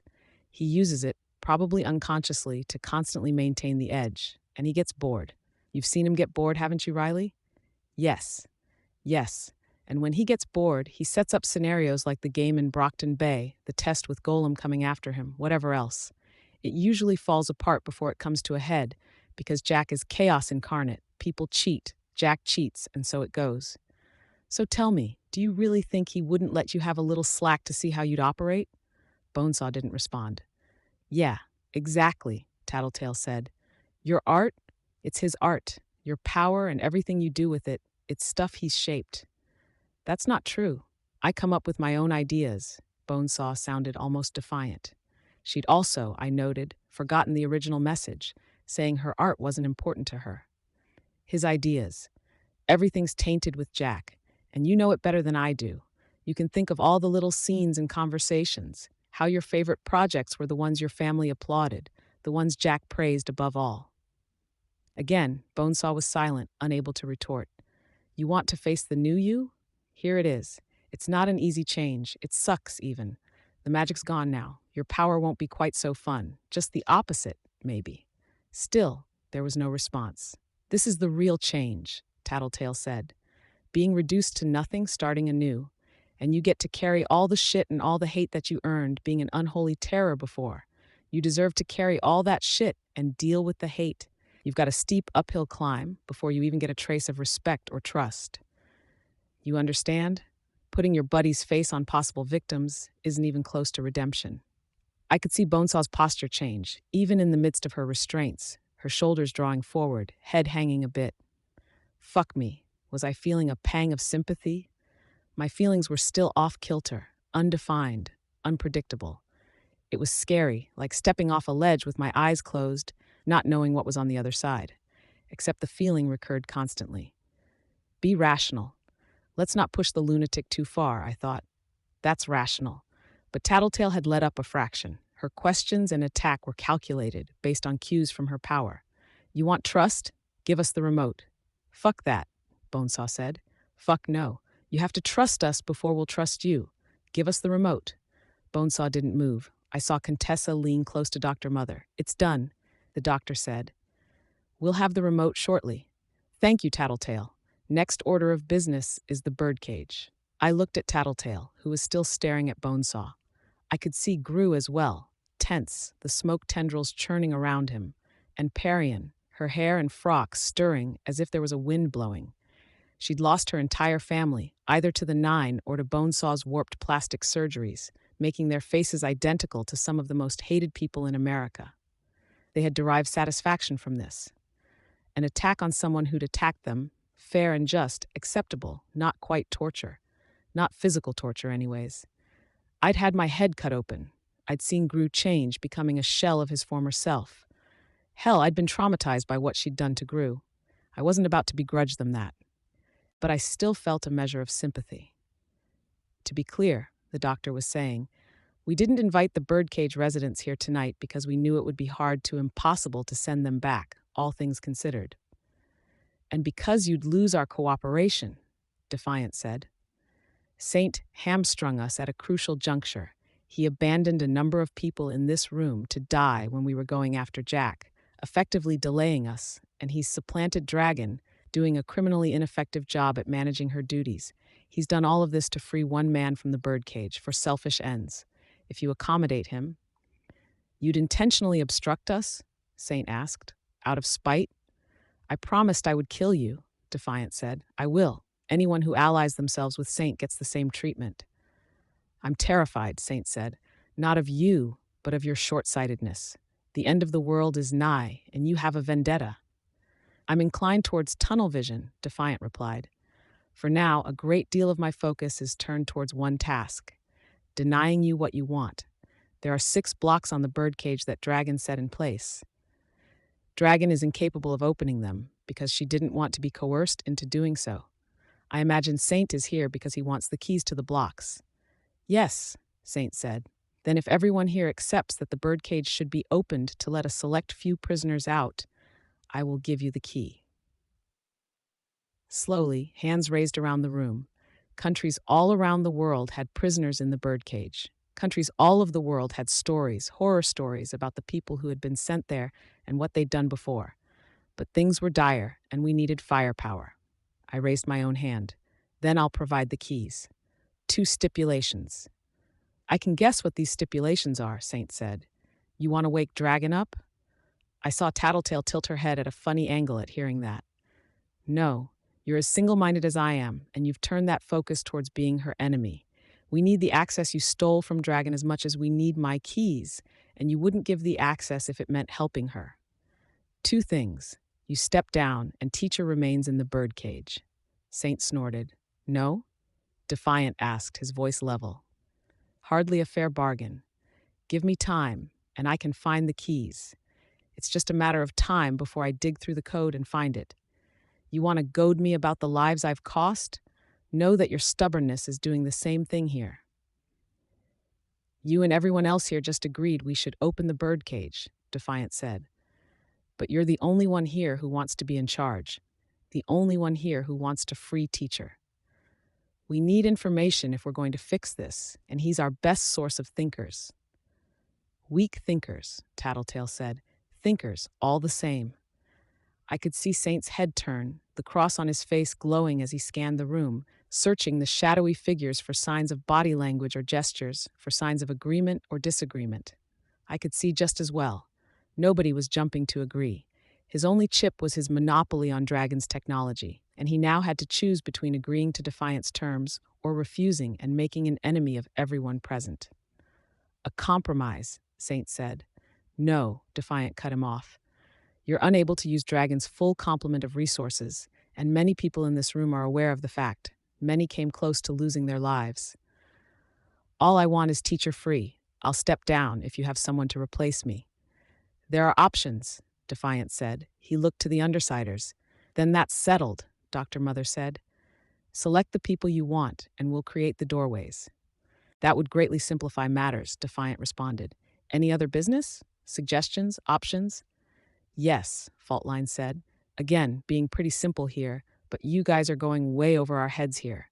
If we're opening the birdcage, there's less dramatic measures, Defiant said. Amnesty? In a time of crisis, Faultline said. I'll talk to my superiors, Chevalier responded. Good, Dr. Mother said. Many of us have things to see to. Do what you can. Use the doorway or ask for one of us if you require it. We'll see you all have a means of communicating shortly. People began preparing to leave, gathering stuff together. No, I could overhear Contessa saying, I ask myself several questions before I go anywhere, and one pertains to strangers. Stay behind. Imp appeared next to her. She walked back to us with a very dejected appearance. My eyes turned to Bonesaw. She hadn't moved or spoken. I felt another pang of sympathy, but not quite enough to act on it, not enough to forgive her, not this easily, not her. Worm, Arch 27-2. It was strange to enter a prison as a visitor and not an inmate. Very similar in some ways, down to the pat-down, different in others. Free to leave, free to wear clothing. The place was ramshackle, an ancient building of stone slabs that had been modified to serve as a prison. 10 inmates to a room. Innumerable guards. I took a seat and waited. I didn't feel calm. I didn't feel confident. My feelings were still in a state of flux, and I couldn't pin them down. I felt like I could scream or cry at any moment. But more than any other time, I wanted to appear confident here. The door opened, and 4 guards led a prisoner to the chair opposite mine. We were separated by a pane of bulletproof glass. Her eyes glared at me, cold. Not the eyes I'd known. No act, no hiding behind a mask. This was her. Hi, Shadowstalker, I told Sophia. Taylor, she replied. Worm, Arch 27, Part 3.1, back to the beginning. Emma's dead, I said. Sophia nodded. Her dad told me. Not a trace of emotion on her face, not a flicker of a change in expression. Did she not care, or was she wearing an exceptional mask? Funny just how easily those masks came to people. Costumes were nothing in the grand scheme of things. Cloth or Kevlar, spider silk or steel. It was the false faces we wore, the layers of defenses, the lies we told ourselves that formed the real barriers between us and the hostile world around us. Looking at Sophia, I found myself instinctively reaching for that mask. I was using my bugs to channel my feelings, even with my concerns about my passenger and how it might be merging with me. I was wearing that aura of indomitable calm, even though I wasn't sure I liked the tailor of this past year and a half, who had been doing just that as a matter of both habit and necessity. The two of us in this shitty little makeshift prison. Tattletale had had this place built ahead of time, with the idea that we might need secure storage or a prison for anyone who made trouble in Earth Gimal. Too little, even with the measures being taken. Those with less than 6 years in their sentences were being given a limited release and kept in a more isolated location, with family and friends free to join them. The only exceptions to that early release were the parahumans. Maybe there was a human rights violation or a lawsuit in there, but the people in charge had other concerns. My phone buzzed. I picked it up and looked at the screen. Japan hit. V little left. Most evacuated. 22 mem est. Dead. Total est. Toll 500 meters. PRT issue phone, Sophia commented. Newer model than the one I had. Yeah, I answered. I put the phone down on the little ledge beneath the bulletproof glass. Big Bad Weaver. That's what you go by now, isn't it? I prefer Taylor. Taylor. Made it pretty big as capes go, I shrugged. Wasn't really a priority in the grand scheme of things. I only wanted the power so I could do what needed doing. Never appealed to me, power in the greater sense, she said. Personal power? I always paid more attention to power on a one-on-one level. I let myself relax a little. We had something to discuss. It wasn't going to be a fight, a series of attacks. I guess, Sophia said, you took my lessons to heart, used what you learned from our little, lessons? Made something of yourself, after all. She's taking credit? I was a little stunned. The mental gymnastics she must have managed to do that. What? A small smile touched her lips. Smug, superior. I'd seen it enough times in my interactions with her. Mark on your cheek is gone where I gouged you. I think it disappeared at some point when I got healing or regeneration. Grew or panacea or scapegoat. Don't know. She said. Her eyes were studying me, and the look wasn't kind. Your family make it out okay? Just the question was like a slap to the face. No, I said. I don't know. Haven't bothered double-checking or asking. Me either, she said. Not that I'm really in a position to go look for answers, but they weren't visiting much anyways. Token visits, you know? I don't, really, I said. My dad was pretty cool after I joined the wards. We didn't see each other as much as I maybe wanted to, but it didn't feel like token visits. Difference between you and me, she said. She glanced over her shoulder at the guard behind her, then planted a foot against the little ledge beneath the bulletproof glass. Her hands, handcuffed, settled in her lap. Your daddy cared. You know, that meeting where you tried to get us that in-school suspension? I was more pissed at the fact that your dad was there than the suspension. Then the woman was. A PRT twit. I nodded, but I was distracted from my response by another vibration of my phone. I picked it up to look at it. Mordovia bubble hit. Sleeper has been roused, last tracked en route to Zion portal. Casualties unknown. World's really ending? Sophia asked. Yeah, I said, putting the phone back down. Scale, damage, repercussions, all worse than any Endbringer attack. They're predicting that maybe 500 million are dead already. The mention of 500 million people being dead didn't affect her more than the mention of Emma's passing. Not visibly. Too bad, she said. There's no going back, I said. We're preparing for a counterattack right now. We'll see what works, what doesn't. He beat Behemoth, Sophia said. I know. I was there, I said. She looked annoyed at that.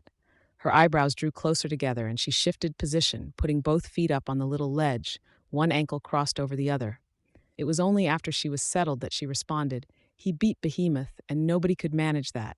He's stronger. We'll try anyways, I said. I don't think any of us are prepared to roll over and die just yet. Dumb, Sophia said, throwing your lives away for nothing. The alternative isn't any better, I said. What? Not fighting? Finding a good spot in another dimension to hide out? It's 1,000 times better, Hebert. We're like cockroaches in the face of this asshole. You know what happens if we line up and march off to die single file? The strongest of us die, there's nothing left to protect the others, and humanity gets wiped out. No, fuck that. Cockroaches survive because no matter how hard you try, they're numerous enough, tough enough, and spread out enough that a few of them always survive.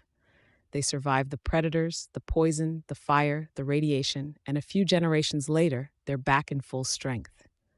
Yet you fought Leviathan. I fought Behemoth too, a few months before, kind of. Mostly did search and rescue. Difference between that and this is that we're more like rats when going up against a fucking endbringer. We're vermin in comparison to them, but we're vermin that can take bites out of them. Get enough rats together and they'll take down a human, no matter how well equipped that human is. But cockroaches can't? I asked with a note of irony. She gave me a look that people typically reserve for when they'd been spit on. Don't try to be clever, Hebert. It doesn't suit you. I rolled my eyes. I'm speaking metaphorically. It's what's the word? Like a ladder. Hierarchy. Hierarchy, yeah. Scion's one step above the Endbringers. Couple of steps, I said. A couple of steps, whatever. So you've got to evaluate that shit, understand? Where the fuck do we stand in relation to him? Rock bottom. How do we deal? We scatter. Spread out far enough apart. One guy can't murder all of us if we can find a way to spread out over 1,000,000 different Earths. Stick to villages and shit. Whatever. I was somewhat caught off guard by that. It wasn't a bad plan. Defeatist, but not bad. Something we'd implicitly settled on in the meeting, though we'd also agreed to keep our mind open for options. I was getting a chance to see how she parsed the world. If maybe she had been influenced by her passenger like I was by mine, and I was seeing a philosophy that she seemed to value. It was an insight into Sophia, and it wasn't one that matched up with my expectations. I ventured, and here I thought you were more focused on being superior to others. Sophia shook her head, her lip curling up a fraction. I acted superior because I was superior, still am superior to most. That comes with perks. Do what you want, get away with shit, get people to look past the stuff you want them to look past. What you've been up to, I bet you've done that. Leveraged power? Leveraged power, I said. Yes, I have. Because you're better. You're a little arrogant, maybe, a little less forgiving of mistakes. I was, I said. Thing is, when it came down to it, I wasn't stronger or cleverer because of it. It wasn't an advantage in the critical moment. Maybe the opposite. She dropped her feet to the floor and leaned forward, folding her arms on the ledge, her face not even an inch from the glass. But it got you that far. Others there, and they couldn't fix it either. Not a reason to change your mind. It was a pretty important moment, I told her. The most important moment, but I wasn't in the right place, wasn't in contact with the right people. More than anything, I wasn't asking the right questions. She looked profoundly disappointed. See, now you're just being a whiny bitch again. Negative. Retrospective, I said, figuring out what I did wrong, changing. Your biggest problem, Hebert, is that you never realized your place. I almost had respect for you. Hard not to, when you're pretty much copying me, but you're still waffling on shit you shouldn't be waffling on. Copying her. I'd admitted to taking lessons from Bakuda, from Jack. I'd picked up some of Purity's protectiveness, only I'd turned it towards my territory. I'd learned from Coil, from Accord, and yet Sophia saying this nettled me. I knew why, and it wasn't because I felt like she was eerily on target. No, it was because it was an out for her, an excuse, a justification that let her keep her tidy little worldview. The best revenge was supposed to be living well, but maybe there was a petty fragment of my psyche that wanted to rub it in her face. Not that I was living well.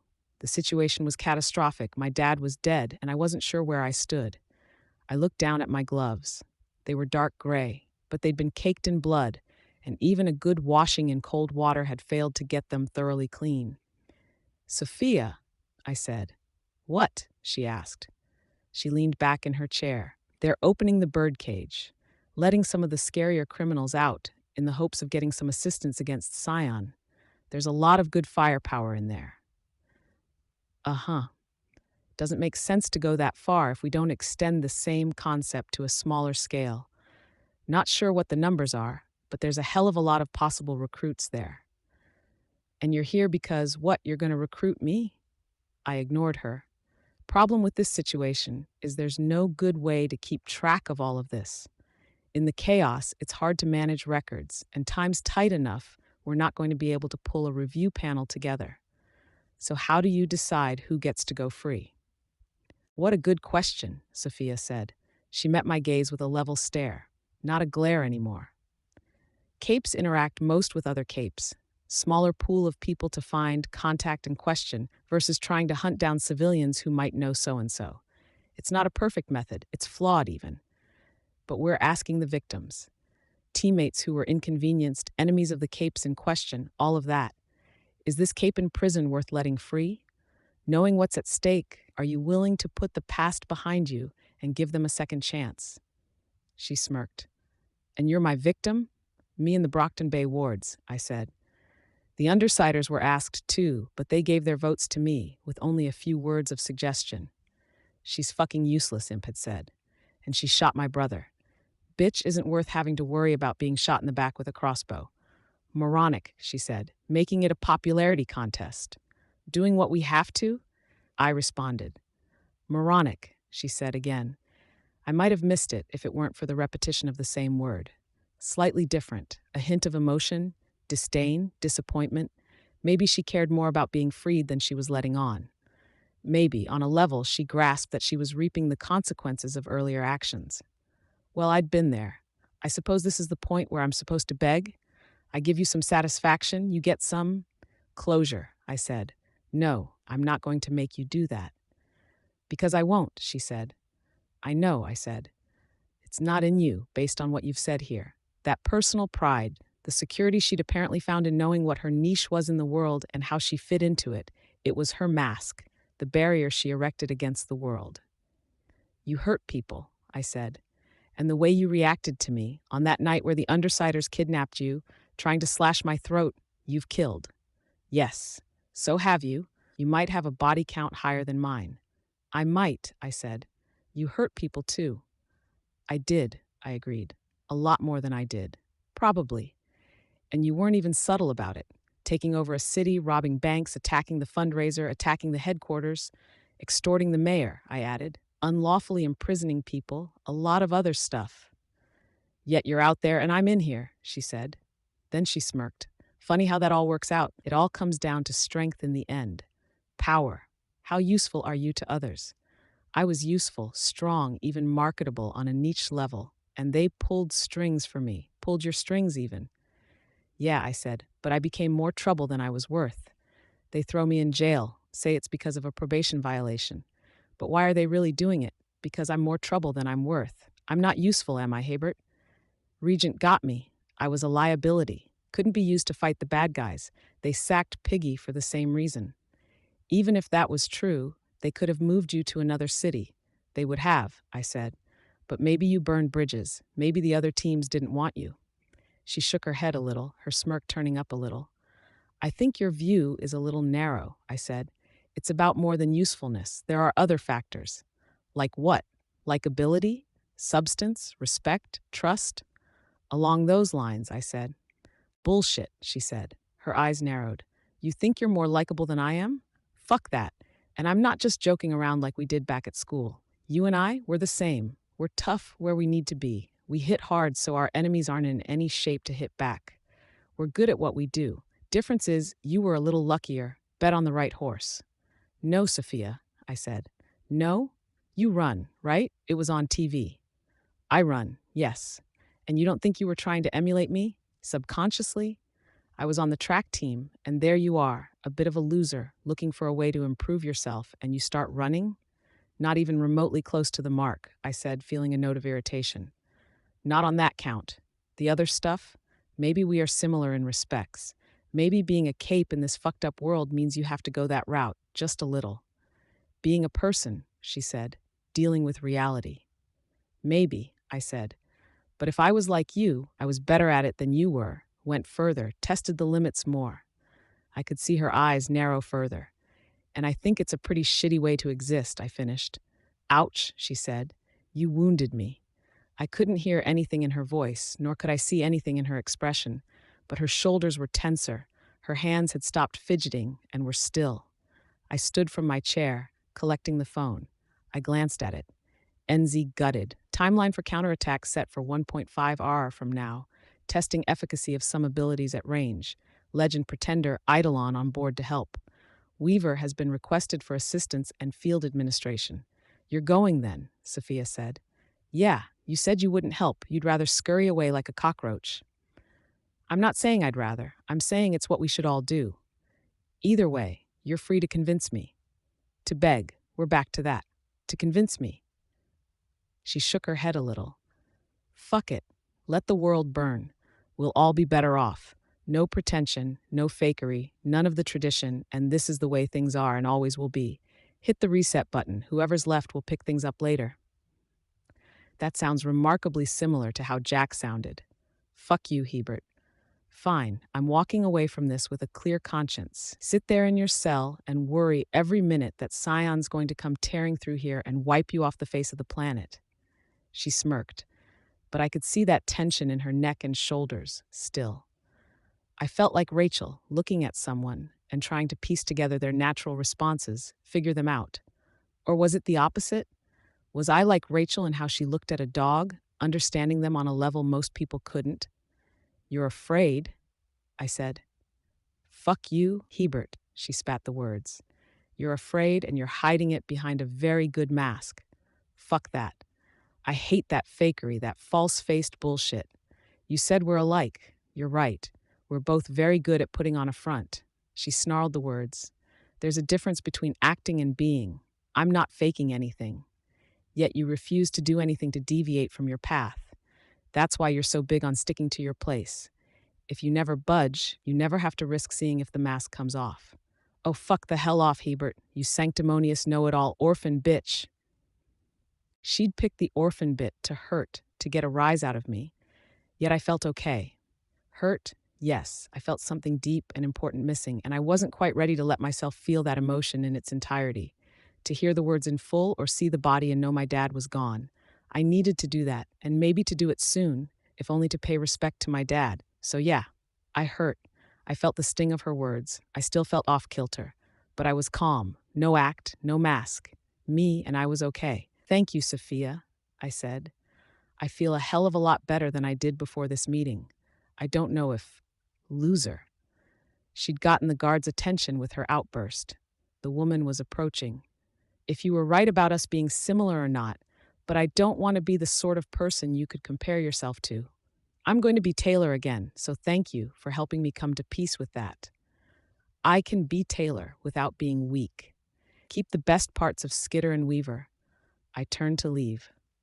Fuck you. Her maneuver was a practiced one. No doubt something she'd trained herself with in her cell or in the moments she was cuffed and unobserved.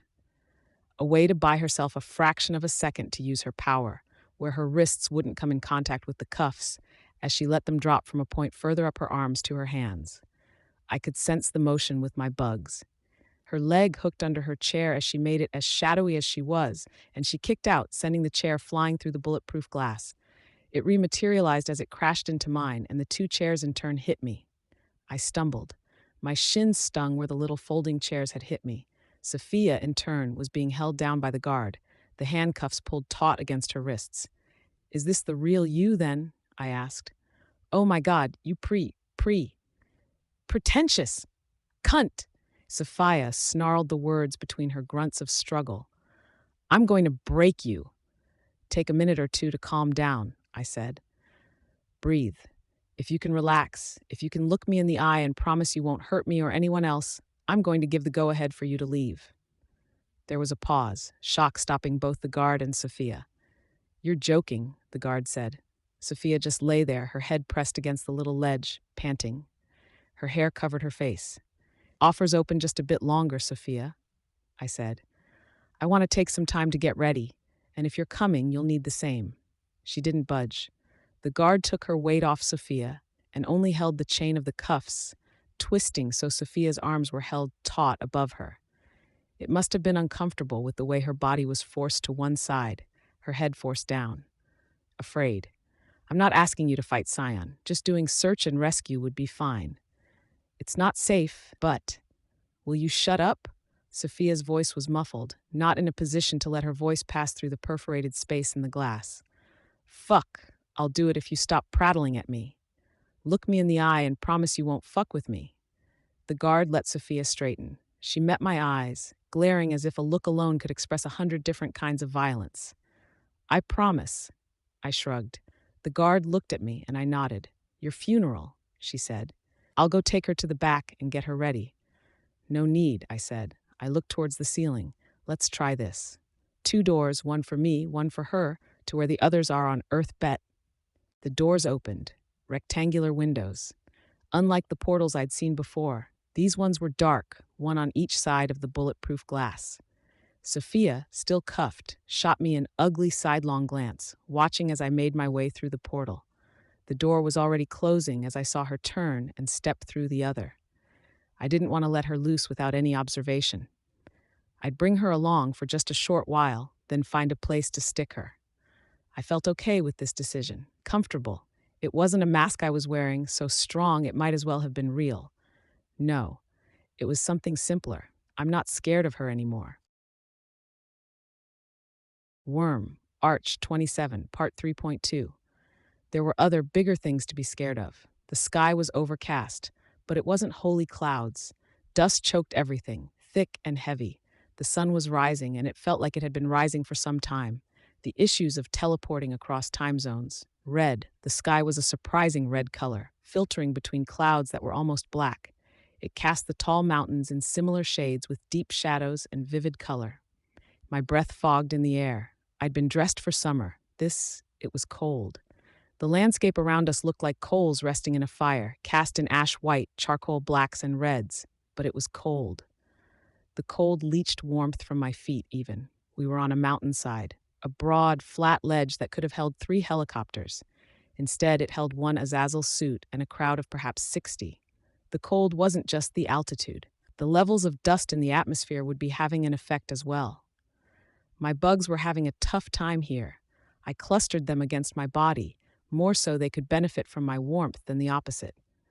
With the bugs so close to me, crawling on my skin, in the cradle of my folded arms, and beneath my clothes, my sense of others was limited. Even so, I could sense Rachel's approach. I didn't react as she set her coat over my shoulders, except to glance at her and nod my thanks. A crowd had gathered. Everyone from the meeting, minus Saint, was present. There were also innumerable others who hadn't been at the meeting. Some I recognized, many I didn't. Here and there, portals opened and people stepped through, joining the crowd. Long time, I heard someone say. Boston accent. I turned around. It was Weld, with his partner, the tendril girl that wound around his body. He hadn't been talking to me. No, his focus was on Sophia. Hey, Chief, she said. He gripped the 2 loops of her cuffs and absorbed them into his hands. She rolled her shoulders, then rubbed at her wrists. Don't cause trouble, Weld said. Too many people on edge here. Yeah, Sophia said. Then Weld left, returning to his group. Sophia was left standing there alone, cold in her prison sweats. Time passed. I'd hardly arrived in the nick of time for the main event. I walked around the edge of the ridge, navigating around clusters of people, then approached the Azazel. Tattletale was within, her attention on the computer screens. Defiant was leaning over her, giving instructions. I left them alone, joining Rachel and Imp, where they sat with their backs to Bastard's side, feet inches from a precipitous drop. Gru was keeping more of a distance, simultaneously watching and keeping as far away from Bonesaw as he could manage. No more malls, Imp was saying. No more going shopping, no more reality TV, no more stupid boy bands to make fun of. What are you doing? I asked. Talking about everything I'm going to miss, Imp said. I'm trying to start from the outer edges and work my way in towards the biggest stuff. Work up my courage to say, You'll miss us? I asked. Aw, you're so full of yourself, Imp said. It's so sweet. I was going to say, those creepy little kids who look way too much like their big brother, I'll miss them way more than I should. I'd miss them more than I'd miss you. I reached over and pushed her head a little, trying to mess up her hair and failing to do so before she'd pulled away. I found a seat beside Rachel. Bastard's chest rose and fell. It was one element of an uncomfortable seat, warm but not quite cozy enough for me to nod off.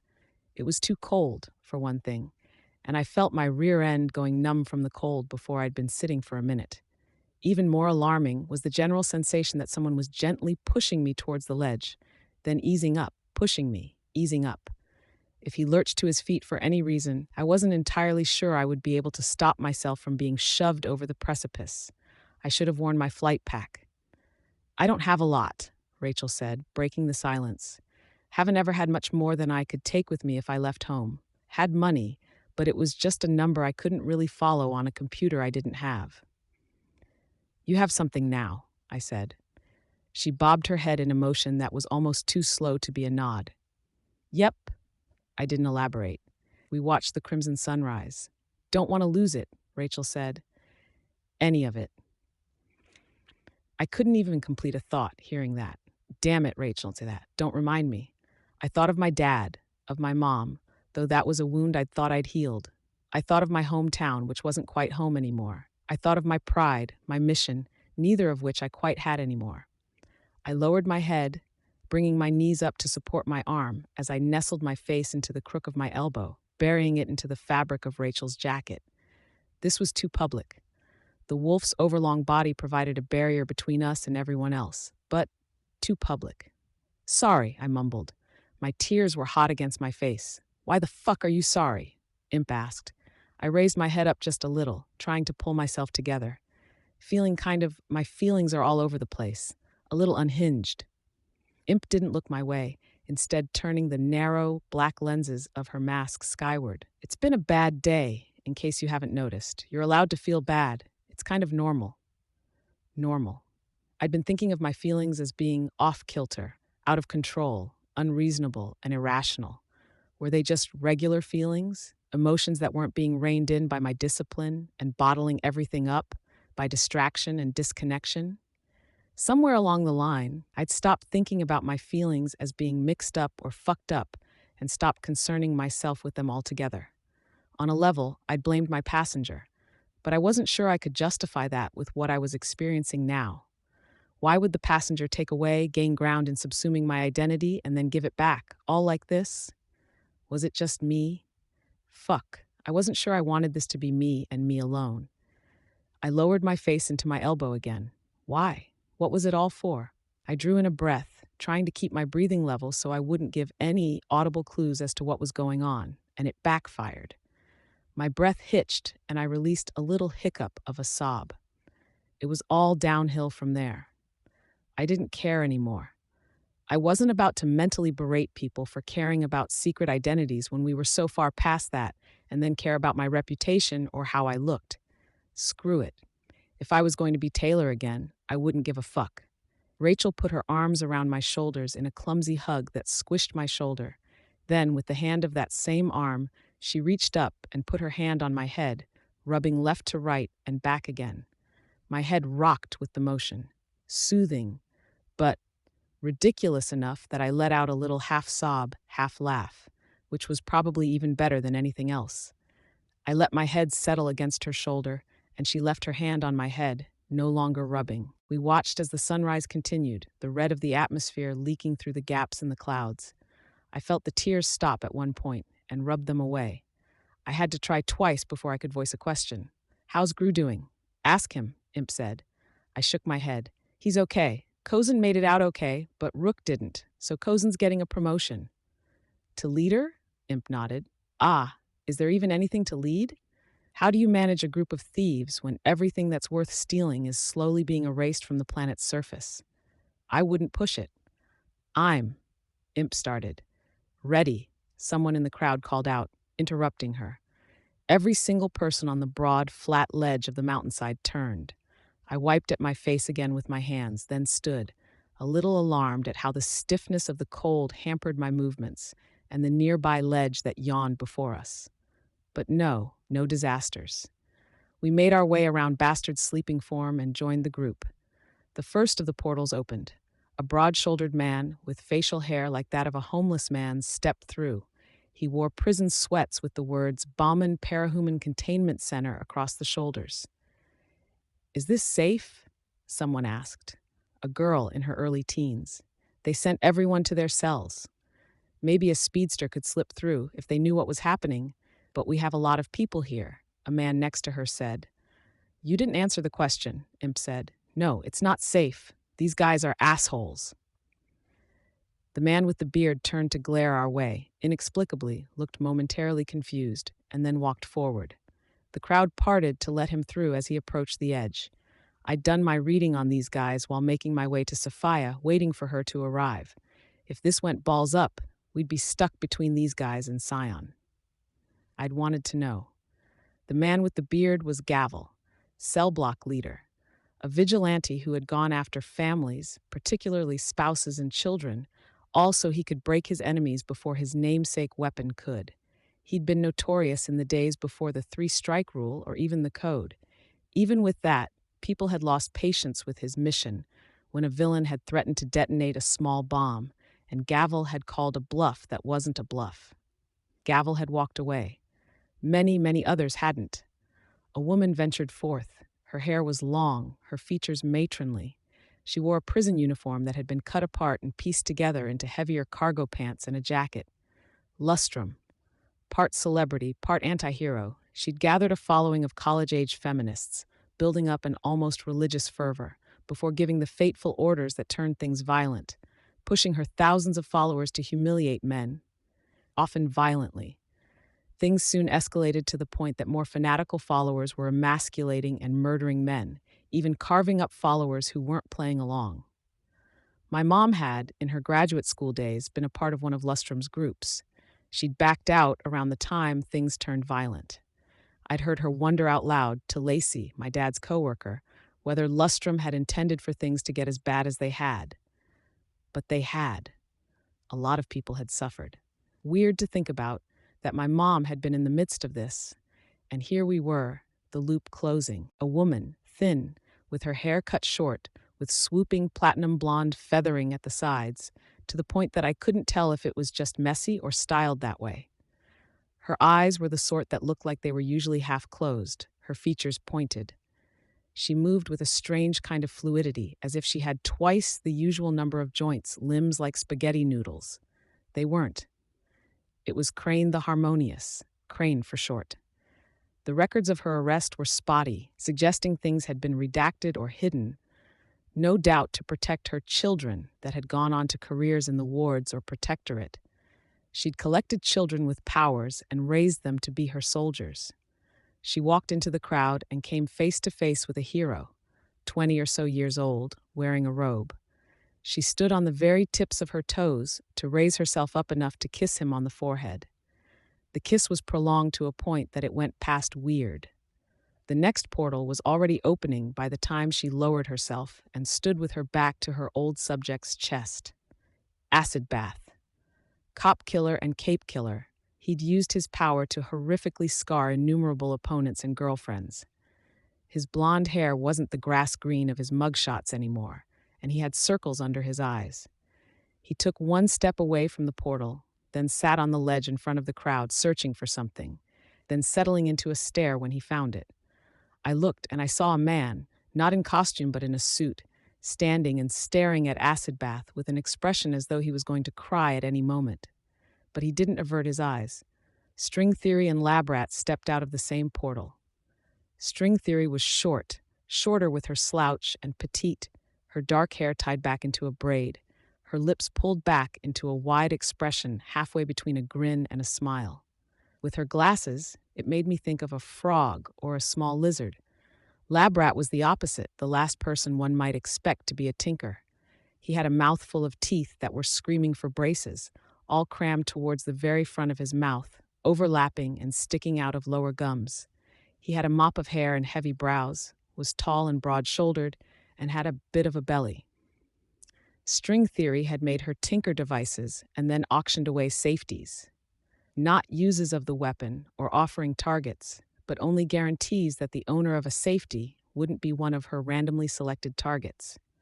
The targets had ranged from gas stations in Indonesia to a filled football stadium in Cardiff. As one could imagine, there had been a high demand for her arrest. Lab Rat, conversely, had worked in secret, developing formulas that could transform people into monsters. He had used formulas on the homeless, then when the local homeless ran out, started picking off individuals that were isolated, out for jogs in the early morning or new visitors to his town. It wasn't clear just what he was searching for in developing the formulas. What I found myself wondering was whether he'd been testing his work on his test subjects before using them on himself, or if it was the other way around. Both ideas were weird almost inexplicable. Galvanate appeared. He'd been one of a number of players that had supplanted the local organized crime in the early to mid-90s. A mafia enforcer with powers who had decided he had what it took to be a boss. He'd done well, rendering entire squads of his soldiers effectively invincible, simultaneously capable of electrocuting someone to death with a touch. Nothing short of Alexandria or an Endbringer would stand up to Sion's sustained laser beam for even a heartbeat, but there was hope that Galvanate would render some people capable of surviving a glancing blow. Black Kaze, a Japanese urban legend that had turned out to be too real. Word was she'd snapped after Kyushu was destroyed. Except she'd remained lucid throughout trials, calm, patient. Nobody knew her real body count, but conservative estimates put it in the tens of thousands. She'd roamed the remains of the landscape, killing survivors, killing rescuers, boarding the ships that approached too close to the ruined area, and killing the crews, and rendering a widespread area devoid of life. And with that reputation, she was only an exceedingly ordinary-looking Japanese woman in prison sweats, her hair tied back into a ponytail. The fingers of her right hand clutched and grasped as if she expected to find something there, missed, and then reached again. They'd apparently talked to her and considered her okay to go out and interact with the world at large. I watched as Masamune stepped away from Defiant and the guild members to approach Black Kaze. They stood there for a moment, inside each other's personal space, still but for the reflexive opening and closing of Black Kaze's hand. Masamune returned to the cluster of guild, and Black Kaze followed, directly behind him, head bowed a little. Ingenue, not quite the pixie I'd seen in her mugshot 8 years later. She'd been wide-eyed and cute before. Now she was an attractive woman, but not quite someone who could have starred as the girl next door in a teen movie. Hopefully she had changed in her habits as well. She'd partnered herself with 3 male capes, heroes.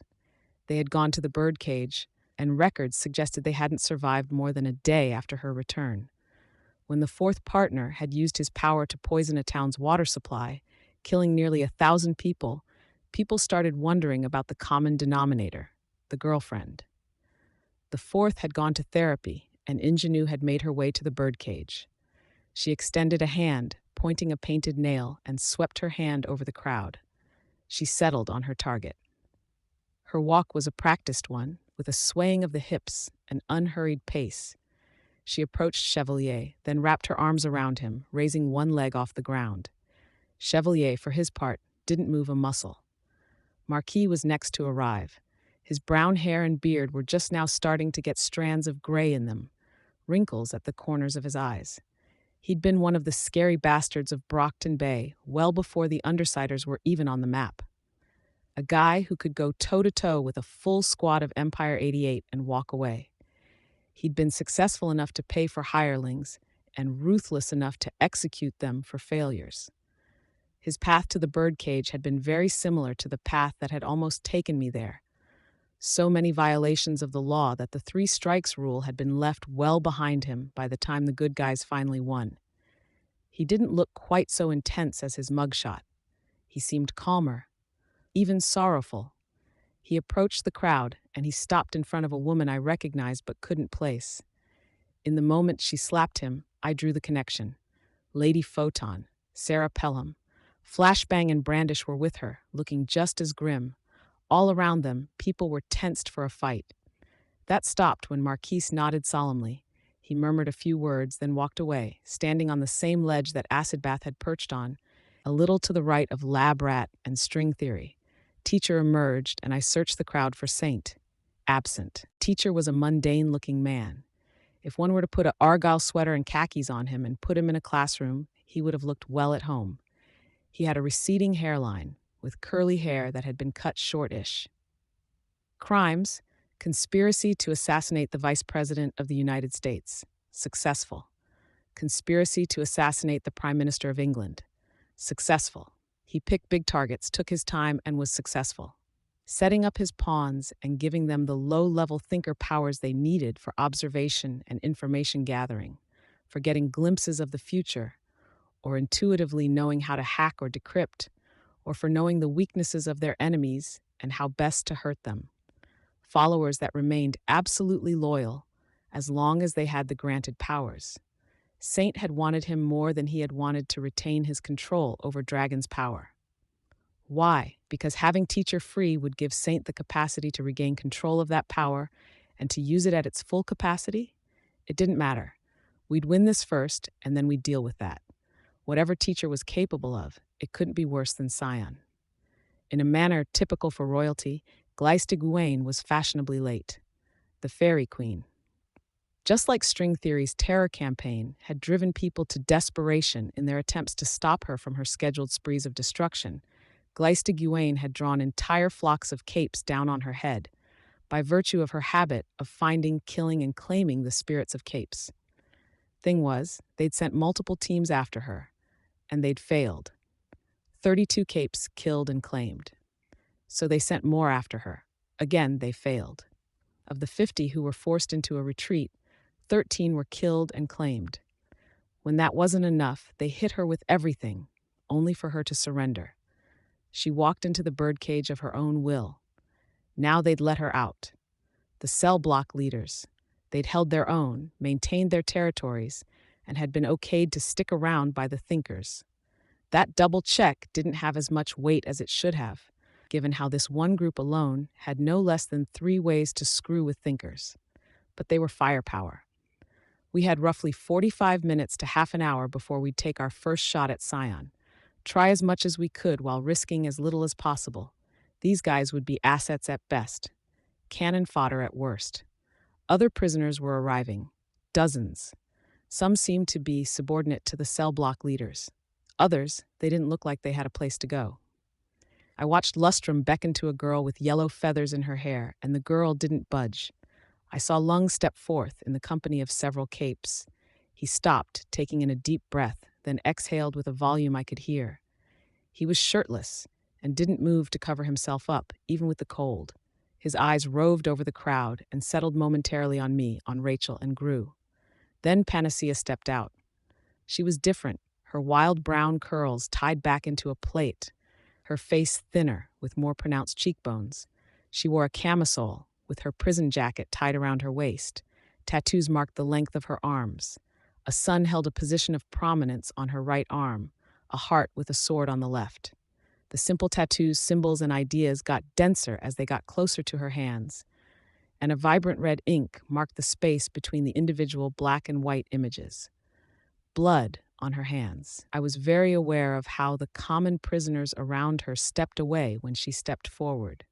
Very aware of how Lung spoke to her, casually, his voice a low bass rumble as she scanned the crowd. Her eyes locked onto the members of New Wave, her mom and dad. Brandish advanced, wrapping her arms around Panacea. Panacea received the hug in a stiff way. Her eyes were downcast. As if to distract herself, she raised her eyes, scanning the crowd. Her eyes fixed on me, on Rachel, Gru, and Imp. I saw a momentary look of puzzlement cross her face as she looked at Sophia standing off to one side, then back to me. She mouthed a word. I didn't hear it over the murmurs of the crowd, the discussions. What? Then her eyes fell on someone else, on Bonesaw. Bonesaw raised her hand in a short wave. This time I heard Panacea. Fuck me. Worm. Arch 27, Part 4.1. The last portal closed. The birdcage had been emptied of everyone that could reasonably be let free, and probably a handful that shouldn't. We'd deal with that later. No faces present that shouldn't be? Chevalier asked. Ingenu was standing beside him. Every person on the list has a corresponding face in the crowd, Defiant said, going by the facial recognition program. Chevalier nodded. With respect, I'd like to ask everyone who isn't participating in the upcoming confrontation to please leave. The others, your enemies, your teammates, friends, or family, they need to focus on stopping Scion. Crowds had body language and attitudes much as individuals did. Though they were mingled with the capes in the area, the people who'd arrived to see the people leaving the birdcage were easy to pick out. They shifted position, as if Chevalier's request had a physical force to it, a wind pushing at them. Then they planted their heels. Hesitation, out of love or out of hatred. But the portals opened, leading to different worlds. Bet New York, someone announced as a portal opened. Bet Red Fist HQ. Jamil, New Brockton Settlement. More portals opened as locations were announced. The bystanders began filing away as their destinations were called out. I was surprised to see New Wave among them. Brandish said something to Panacea, squeezed her hand, and then turned to leave. Had they retired, given up on fighting, or was this simply a fight on a scale they weren't prepared or able to participate in? I'm going to go, Rachel said. Yep, Imp said. No use for us here. I looked at them. Okay, I said. Me as well, Gru said. Cozen. No, I said. He stopped, tilting his head at a funny angle, as if he could get a better understanding of me by viewing me from a skewed perspective. You're not useless. I get if you don't have the courage, but your power, there's potential. Even if it doesn't work, that tells us a lot. He folded his arms. If you say so. I nodded. Okay, he said. He stepped back as Rachel and Imp made their way to Jimmel. Parian and Foyle hugged, and then Parian passed through, leaving Foyle behind. Sophia turned to go as well, very casually avoiding eye contact with me. She didn't want me to raise an issue, so she was slinking away. I drew Bugs from the other side of the portal together, then whispered a message to her. I'll talk to you later. She turned, but the people behind her were pushing forward. She couldn't exactly turn back to retort. The portals closed. 45 minutes, Chevalier announced. We've got Defiant and Tattletale at Systems, managing Dragon's AI and running the data. They are your resource, the people you go to if you need something, be it information or materials. I glanced at the Azazel. Tattletale was sitting on the ramp, while Defiant stood at the end, near Chevalier. Tattletale would process the data, picking up the essential details, while Defiant would handle the lion's share of the code. They should be able to accommodate all requests, so don't be shy. Keep them updated on everything, the plans, the weapons, the possible applications of your powers.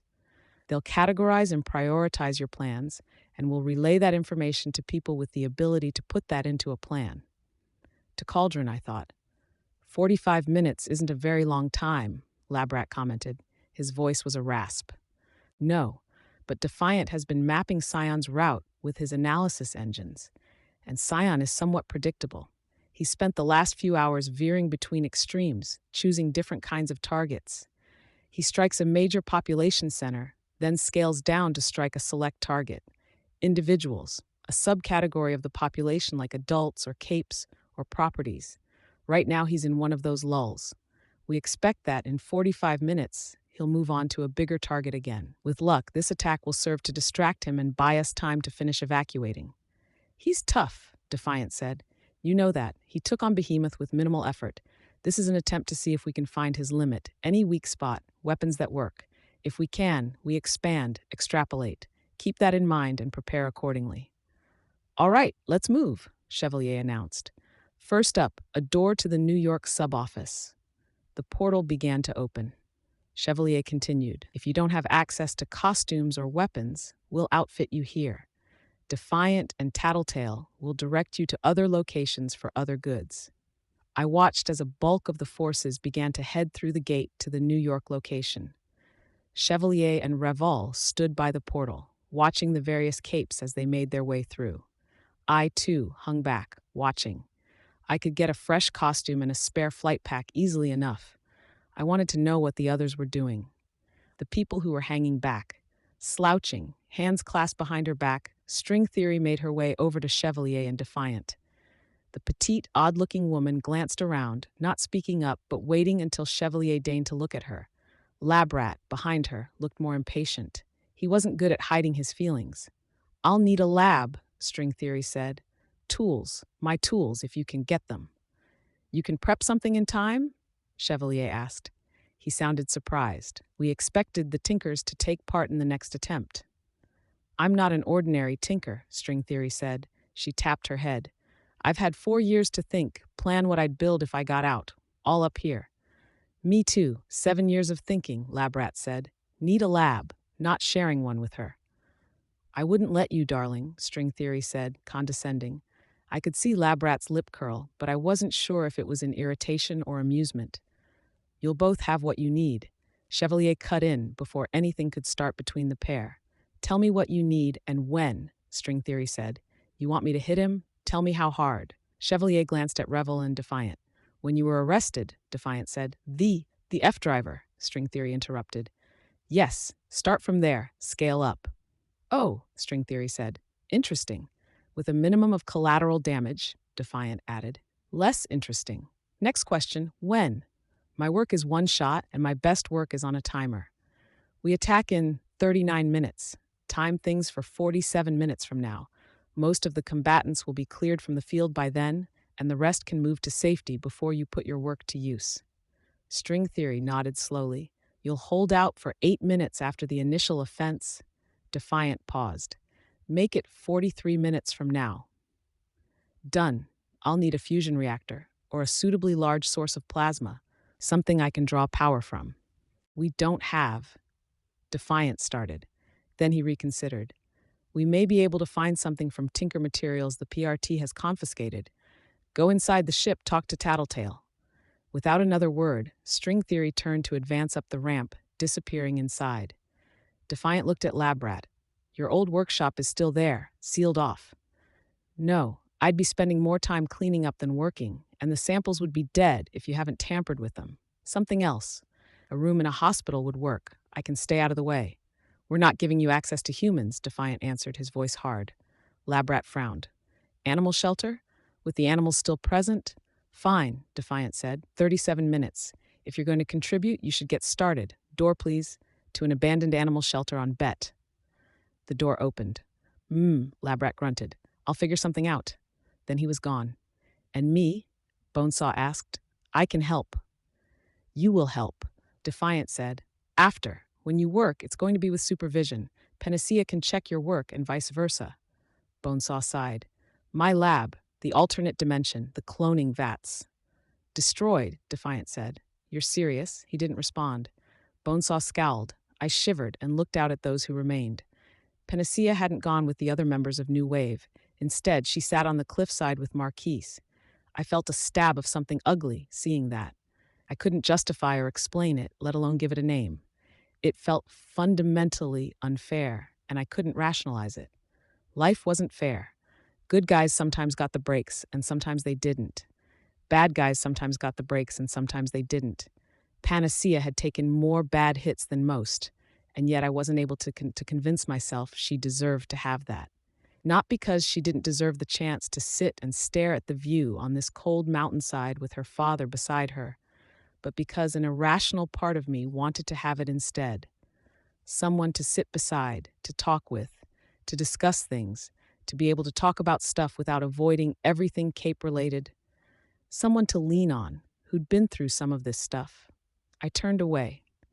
Acid Bath had stayed rather than leave to go get a costume, and was splayed out on the rock of the cliff face, his shirt off and laid out beneath him, soaking up the rays, insofar as there was any sun to be had. Just a short distance away, Glaistig Yuane was using her power. A shadowy figure, translucent, was kneeling before her, hands raised in a supplicating gesture. The figure had created a flame in the two joined palms of its hand, and Glaistig Yuane was using the flame to warm her hands. I hesitated a moment, and then approached her. Queen Administrator. Fairy Queen, I responded. Mind if I share your fire? Not at all. I glanced down at the spirit. It wasn't smoky or blurry and was fairly substantial, all things considered, but the features of the costume that the figure had once worn had been smoothed over to the point that the line between costume and flesh was impossible to discern. An overly pointed nose, sweeping up into flames at the sides and top of the head, eyes without irises or pupils, pointed fingertips with more flames at the edges of the wrists, the gender indeterminate. Odd that it had picked up on something so integral as costume, but not identity. How had Golem put it? Someone who'd had a life, a mother, a father, family. He'd had dreams, had undergone a trigger event, or paid a small fortune for powers in a jar. He'd had a story, relegated to being a servile handwarmer. Was there any of the original personality in there? The memories of the person that was? If there were, then it implied something ugly. Glaistig Yuane collected passengers, tapped them for power, and if this thing had memories, then what did that suggest about the passengers? I didn't want to be cold and uncaring anymore. I didn't want to be calculating and efficient. It made sense to ignore this individual, the spirit, to maintain peace with the Fairy Queen, but I didn't like what it forced me to do. So instead, I turned to the spirit. Hello. It opened its mouth to speak, but the words were faint, incoherent, as though it were emulating language rather than actually uttering it. Did you have a name? Phoenix Feather, Glace de Gouaine said. Bit of a mouthful. I warmed my hands at the fire. Thank you, Phoenix Feather. He only lowered his head, shutting those featureless eyes that could have been lenses. I felt a bit of a chill at that. What if I fell in battle? Would she claim me? Would I become like that? What form would that body take? Skitter, weaver, or a blending of the two? You're not armed for battle, the fairy queen observed, as if reading my mind. No, soon. Yes, I wait as well. The head that wears the crown bears a heavy burden. You view us both as queens, fairy queen? I do. But let us drop the titles when we talk. Okay, Glace de Gouaine, anyone else? There are others who stand shoulder to shoulder with us, but queen is the wrong word, administrator. The champion, the high priest, the observer, the shaper, the demesnes keeper. Why do you ask? Just trying to make sense of it, trying to figure out where you stand. Ah, do explain. You want to see the fairy rise again, apparently, and Scion's a big part of that whole equation. Yes, I'm seeing what you're getting at, administrator. A conflict of interest? Essentially. We all have our parts to play. Parts. Yes, like actors taking a role in a play. We wear our human faces and harbor our dramas and fantasies, but it's the same individuals playing the parts as the play starts anew on a different stage, with different faces and forms. If it all goes well, a figure from the crowd joins the stage for the plays that follow, and the roles are refined. And us, queens and kings, do we have a bigger part? Leading roles? Everyone's the lead in their own story, administrator. Some roles are bigger, some smaller, but none are more important. Understand? Yes, I answered her. What's your role in this, then? We're back to the topic of my conflict of interest. I have a special role in this. I keep the company of the fairy who have left our metaphorical stage. The dead, I said. You keep the company of the dead. Yes. The other nobles, their tasks are more immediate, shorter in term. What makes us truly noble is our role before and after this act. The others sleep and we toil. We're practiced stronger for that constant effort. The champion and observer ensure the next act goes on without a hitch. The shaper and demesnes keeper clean up after we are all done here one way or another. So it goes. And the priest? The high priest, Glace de Gouaine admonished me. You and I may be doing without the titles, but we mustn't offend the others. Right, I said. As for his role, well, you should know. I should know. Yes. I could only think of one powerful individual who was on a par with the others she'd named.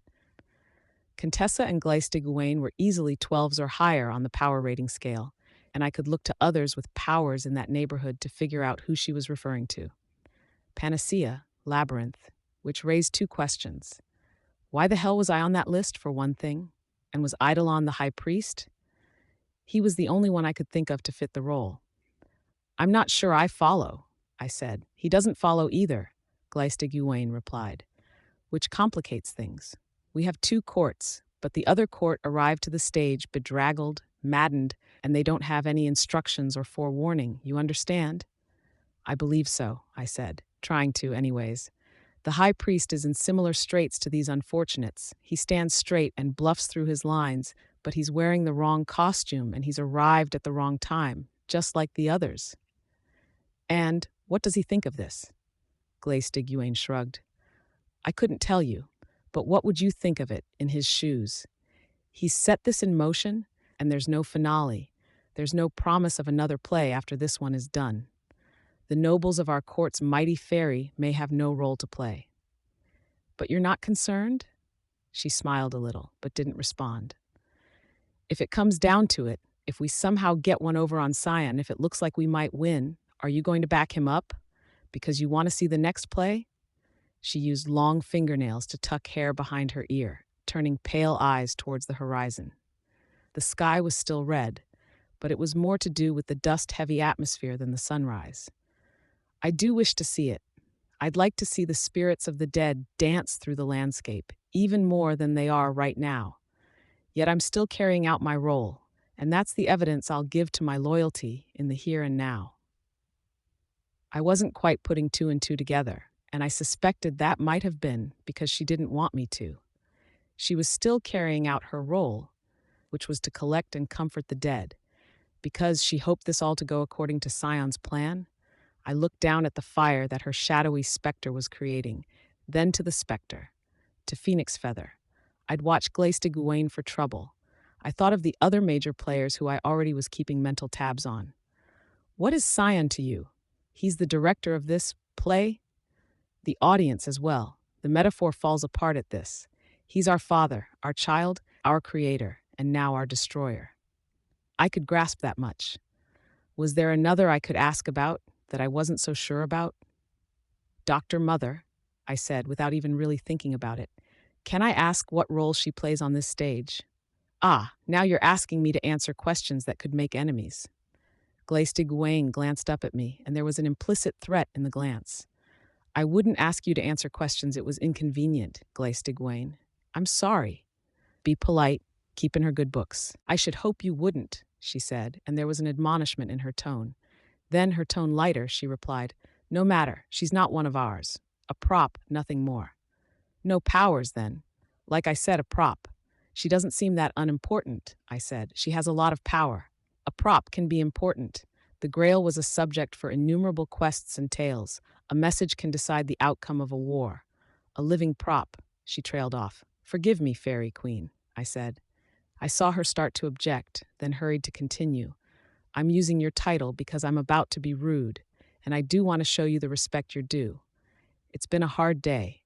I'm not quite so distanced from this as you are, not so willing to be the actor rather than the act, if that makes any sense. Perfect sense, she responded. That means I'm not connecting the dots as well as I should. Instead of wasting your time, I'll be blunt and say that I'm not following. That's the rudeness I was mentioning. Can you elaborate? A living prop. I can't elaborate. They watch and listen for mention of doors, so they can take us from one stage to the next, and they're listening to every word we utter. If I continued, it would upset everyone in question. I see. So there's something more. Something the doctor is keeping up her sleeve. I wasn't surprised. I should prepare for battle soon, Glace de Gouaine said. Unless there's something else you'd like to discuss, Administrator? There is. I'm sorry. My role. What's my role in things? In this act or in the greater plan? Either. Both. She reached up, placing a hand on the side of my face. It was warm from the fire. Her thumb brushed along my cheekbone, the long nail coming dangerously close to my eye. She could kill me right here, pull my passenger away from me and claim it. I already told you, she said. I don't like to repeat myself. Now come, bend down. I bent down. She gave me a kiss on one cheek, then the other, then stepped back. I look forward to collecting you, Administrator, or to meeting you at the end if you outlive me. We can have long discussions. They can talk? I asked, looking down at Phoenix Feather. No, but we can discuss. You'll understand sooner or later. I nodded slowly. I'm sorry for your loss, Administrator, she said. Things become a great deal easier once you realize how temporary it all is. My loss? She knows. She stepped away, raising one hand. Like an explosion occurring in reverse, Phoenix Feather condensed into a point in her hand as she closed it into a fist. She opened her hands, and two figures flanked her. Again, the blending of costume and flesh, the blurring of identity. Both were women, but one had perhaps been mutilated in death, or she had been a case 53. She was four-legged, her two arms different lengths. They worked together to fashion Glace de Gouaine's costume, discorporating the modified prison uniform she'd fashioned into a shroud and reforming it into a proper cloak and robe, with a texture that scintillated green and black as though it were made up of thousands of scales the size of grains of sand. I took that as my cue to leave. Door. Chicago Protectorate Headquarters. The portal opened. I stepped through onto the roof of the headquarters. There was a strong wind, and the heavy clouds of moisture and dust were soaring across the sky. I looked down and saw an empty city, no people in the streets, no moving cars.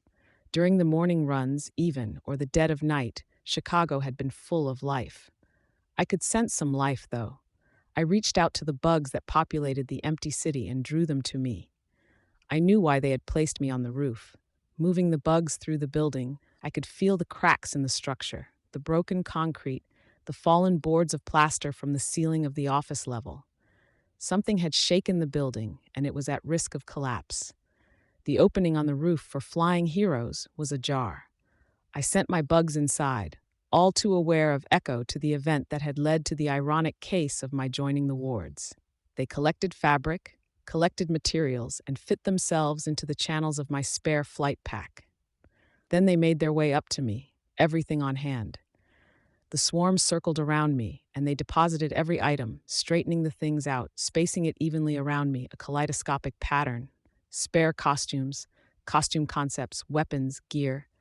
I'd wondered what form my body would take if Gleistigwayne were to seize me.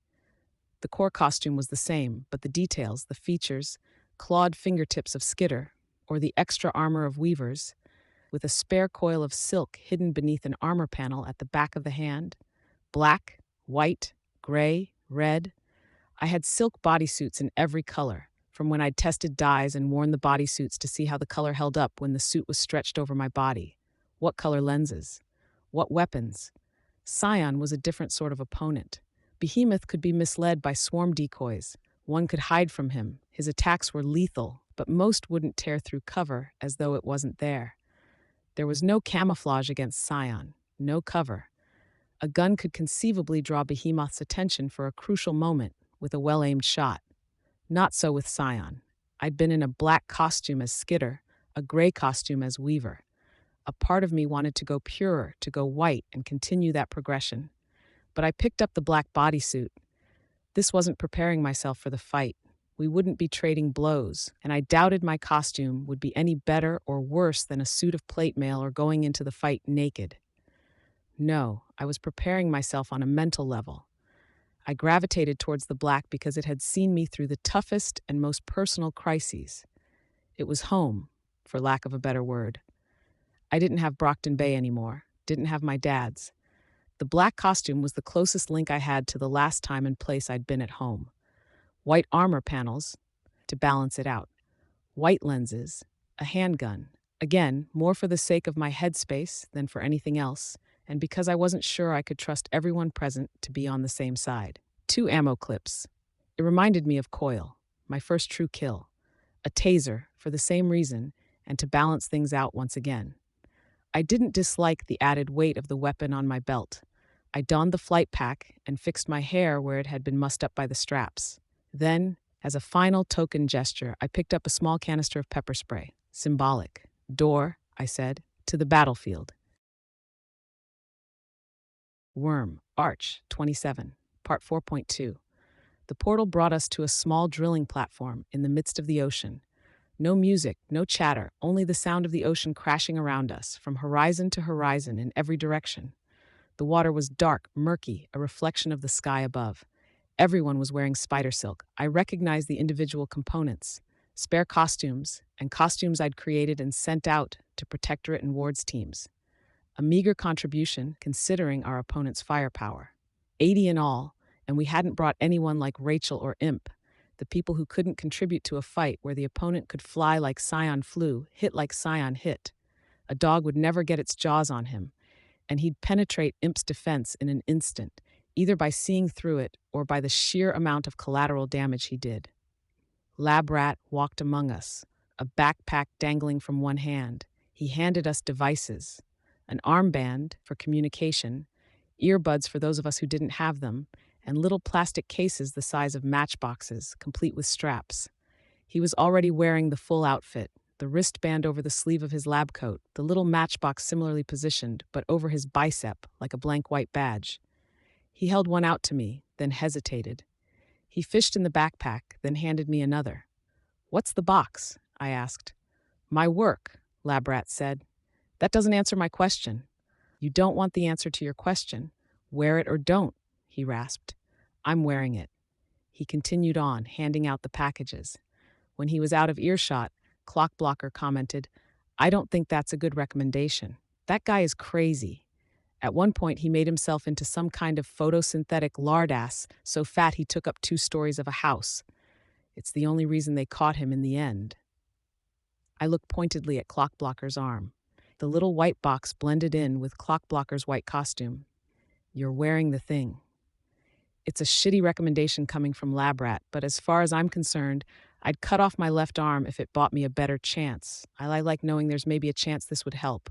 An explanation would suck. Give me a little hope. Maybe that's all this is, Vista said. Hope. I shut my eyes, focusing on the capes who were present, marking them with bugs.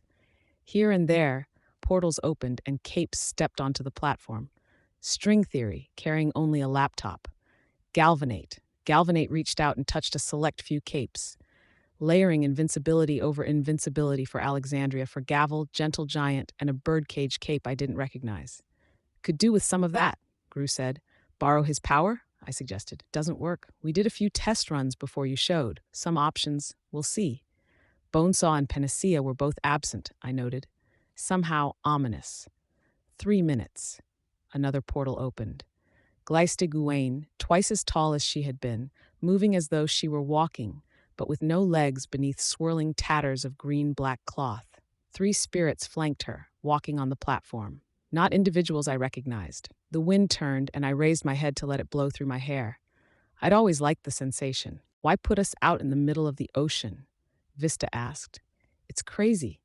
Symbolic, a voice said, from high above us. I looked up to see Legend looking down. Our planet's mostly water. We're mostly water. It's something you don't really get, being stuck down there on land. Ruckblocker said. Sorry, Legend said. He was a changed man, looking 10 years older than he once had. How much of that was emotional? The toll of dealing with endbringers, with being a pariah? He was respected by the common people, but anyone who knew anything about capes had picked up on Legend's lack of status in the community. I never liked locations like this, I commented. Rooftops, can't get down safely.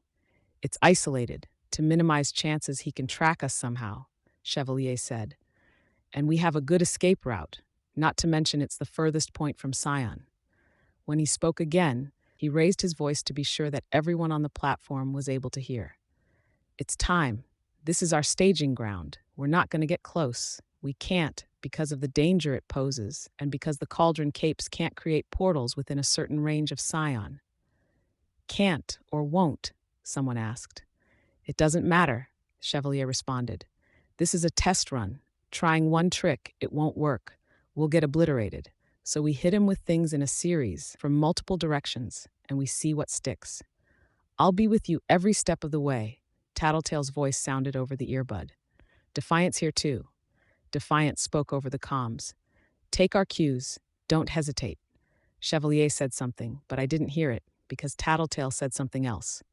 By the reaction of the others, it was something for me and me alone. And because we're limited in what we can do, I asked to have you in the field as my liaison. Right? I muttered. I put on Labrat's matchbox and then the armband. A display flashed and then a request for ID. Taylor, I said. My name appeared. I confirmed. The display showed what appeared to be a distorted clock with a square in the center. The clock had 14 numbers and only one hand. 14 points of attack. We're alternating strong and weak, clockwise around the dial. 1 number for each attack. 1 sec. Switching string around to keep us on schedule. Chevalier likes his speeches an awful lot for someone who doesn't like speeches. Doors, Chevalier finished. As if corresponding to the 14 clock faces, the portals opened up in a circle around the platform. Ingenue, he called out. Chevalier and Ingenue passed through the door, just to the right of the northernmost portal. He'd taken the lead, the first attack. He knew there would be too much risk of someone backing off if he put someone else in that crucial first slot, 4 miles north of Scion, hitting him unawares. The portal door was left open, and my bugs gave me a sense of what he was doing. Ingenue's power was to muck with other people's powers. More power at a loss of control, more control at a loss of range. Her choice. If I had to guess, it mucked with people's heads. Maybe something to do with their passengers. Her partners tended to go loopy at some point. Homicidal loopy. Chevalier's cannon blade grew to 3 times the size in heartbeats. Not the gradual growth of before. It was a wild, reckless growth, unfettered by restrictions he'd been held by before. 10, 20 times the size. I'd seen it be as long as Leviathan was tall, and this dwarfed that by a factor of 2. The weapon was too heavy for him to lift. He let it fall, the serrated blade biting into the earth on the other side of the portal. He fired, and the combination of the detonation and the recoil wiped out my bugs. Second group, I called out an instant before Defiant barked out, "Two," over the comms. Clockblocker, a Chuckles clone, Gentle Giant, and a group of others. A spread of powers, with mobility and one of the few people who could maybe stand up to Scion's blasts, enhanced by Galvanate's attacks. They'd be getting dangerously close, using Chuckles' mobility. I waited. Waited. 20 seconds passed. The world on the other side of the portals rumbled.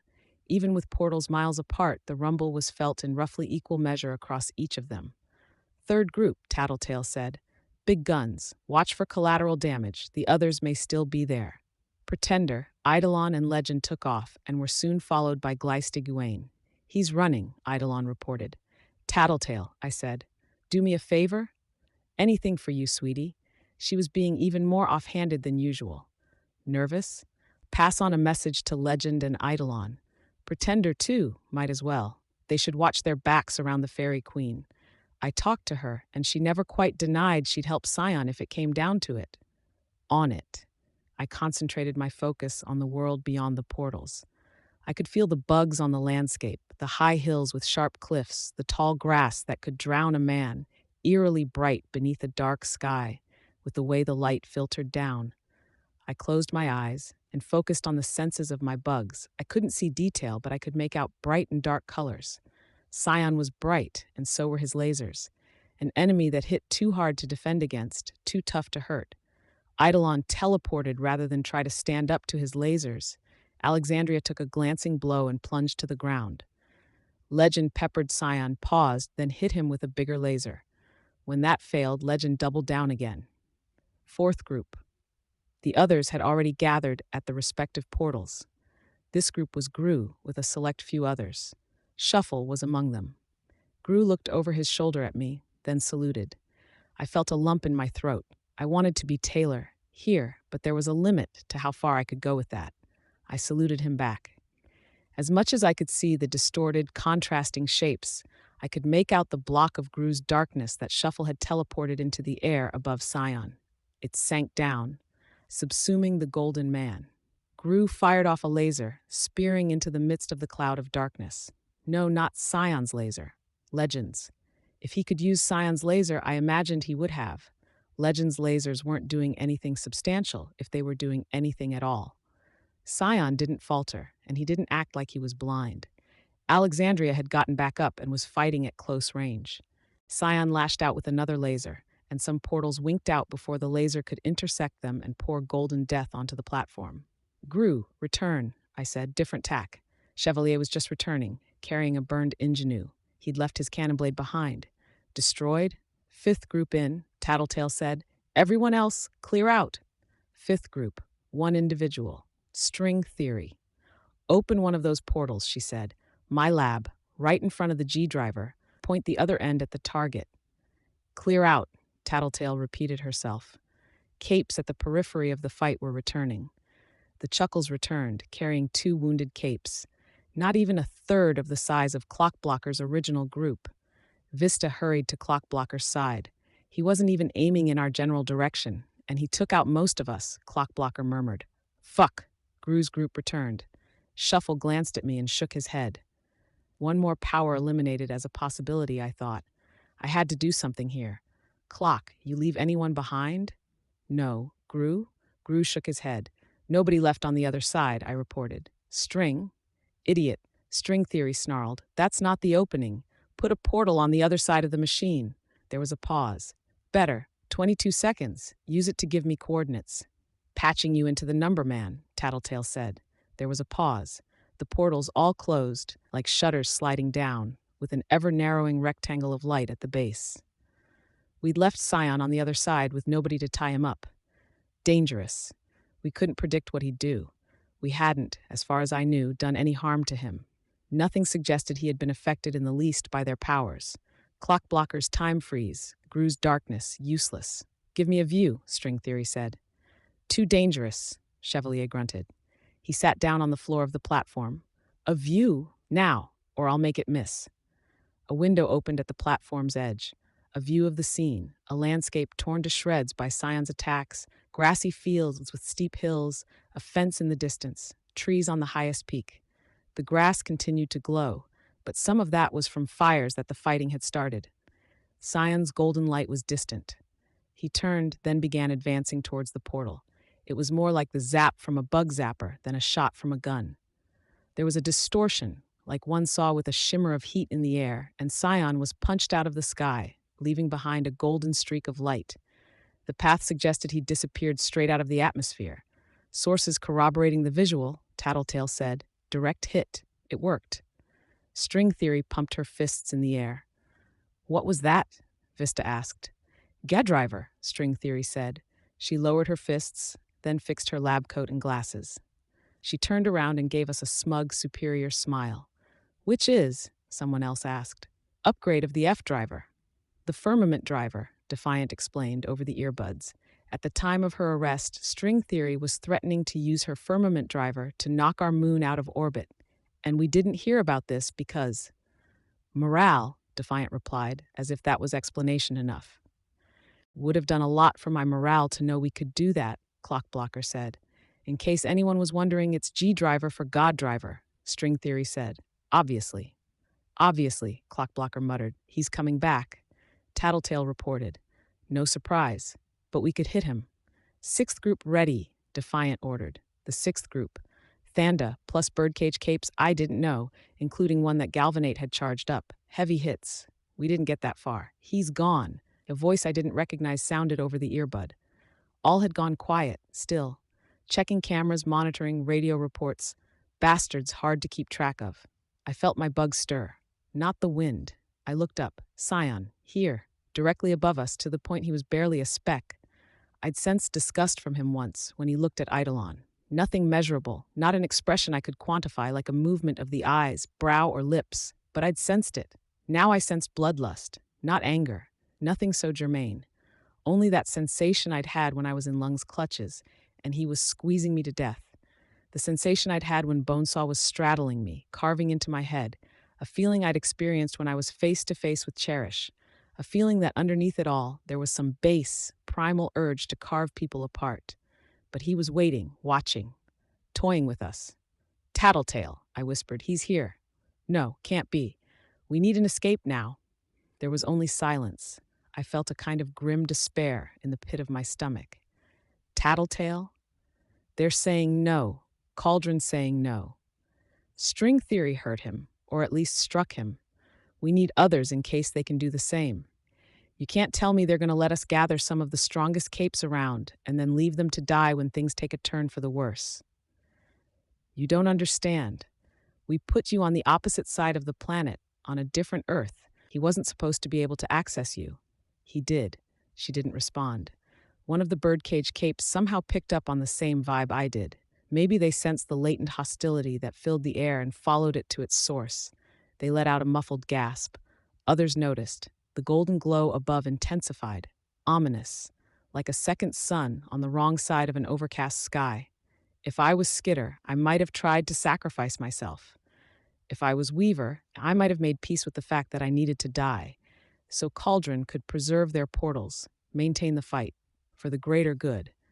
I wasn't either. Not at my core. Cauldron, I muttered. You're listening with that creepy omniscient cape of yours. You're watching. If you're wondering what you should do, sitting on the fence between letting Scion see your portals up close and track you down or letting us die, let me cast a fucking vote. You save us. Nothing. He knows already. He has to if he found us this easily. Come on.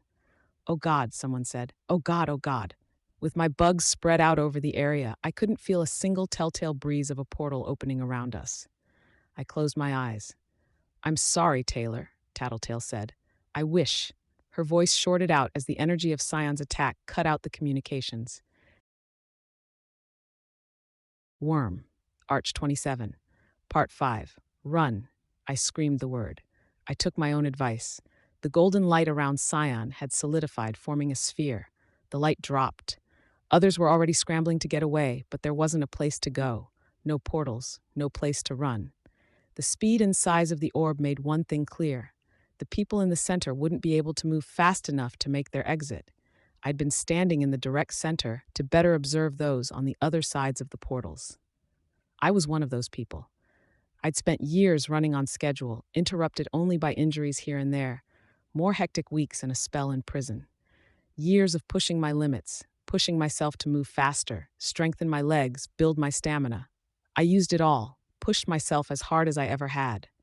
The wings on my flight pack extended, and I used the thrusters to give myself some additional speed.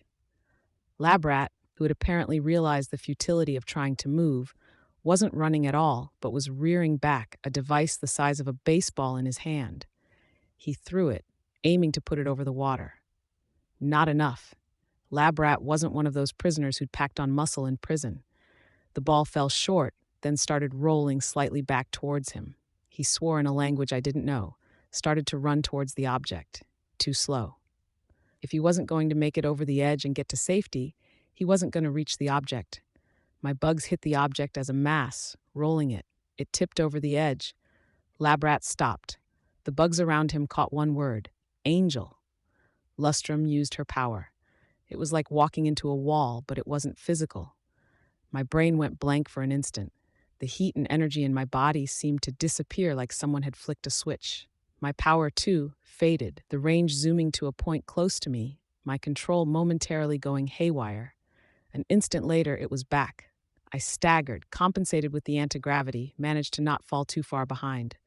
The sphere above us shrunk a fraction. Maybe. Hard to make out, considering the size of it and the speed with which it fell. Lustrum, for her part, grew.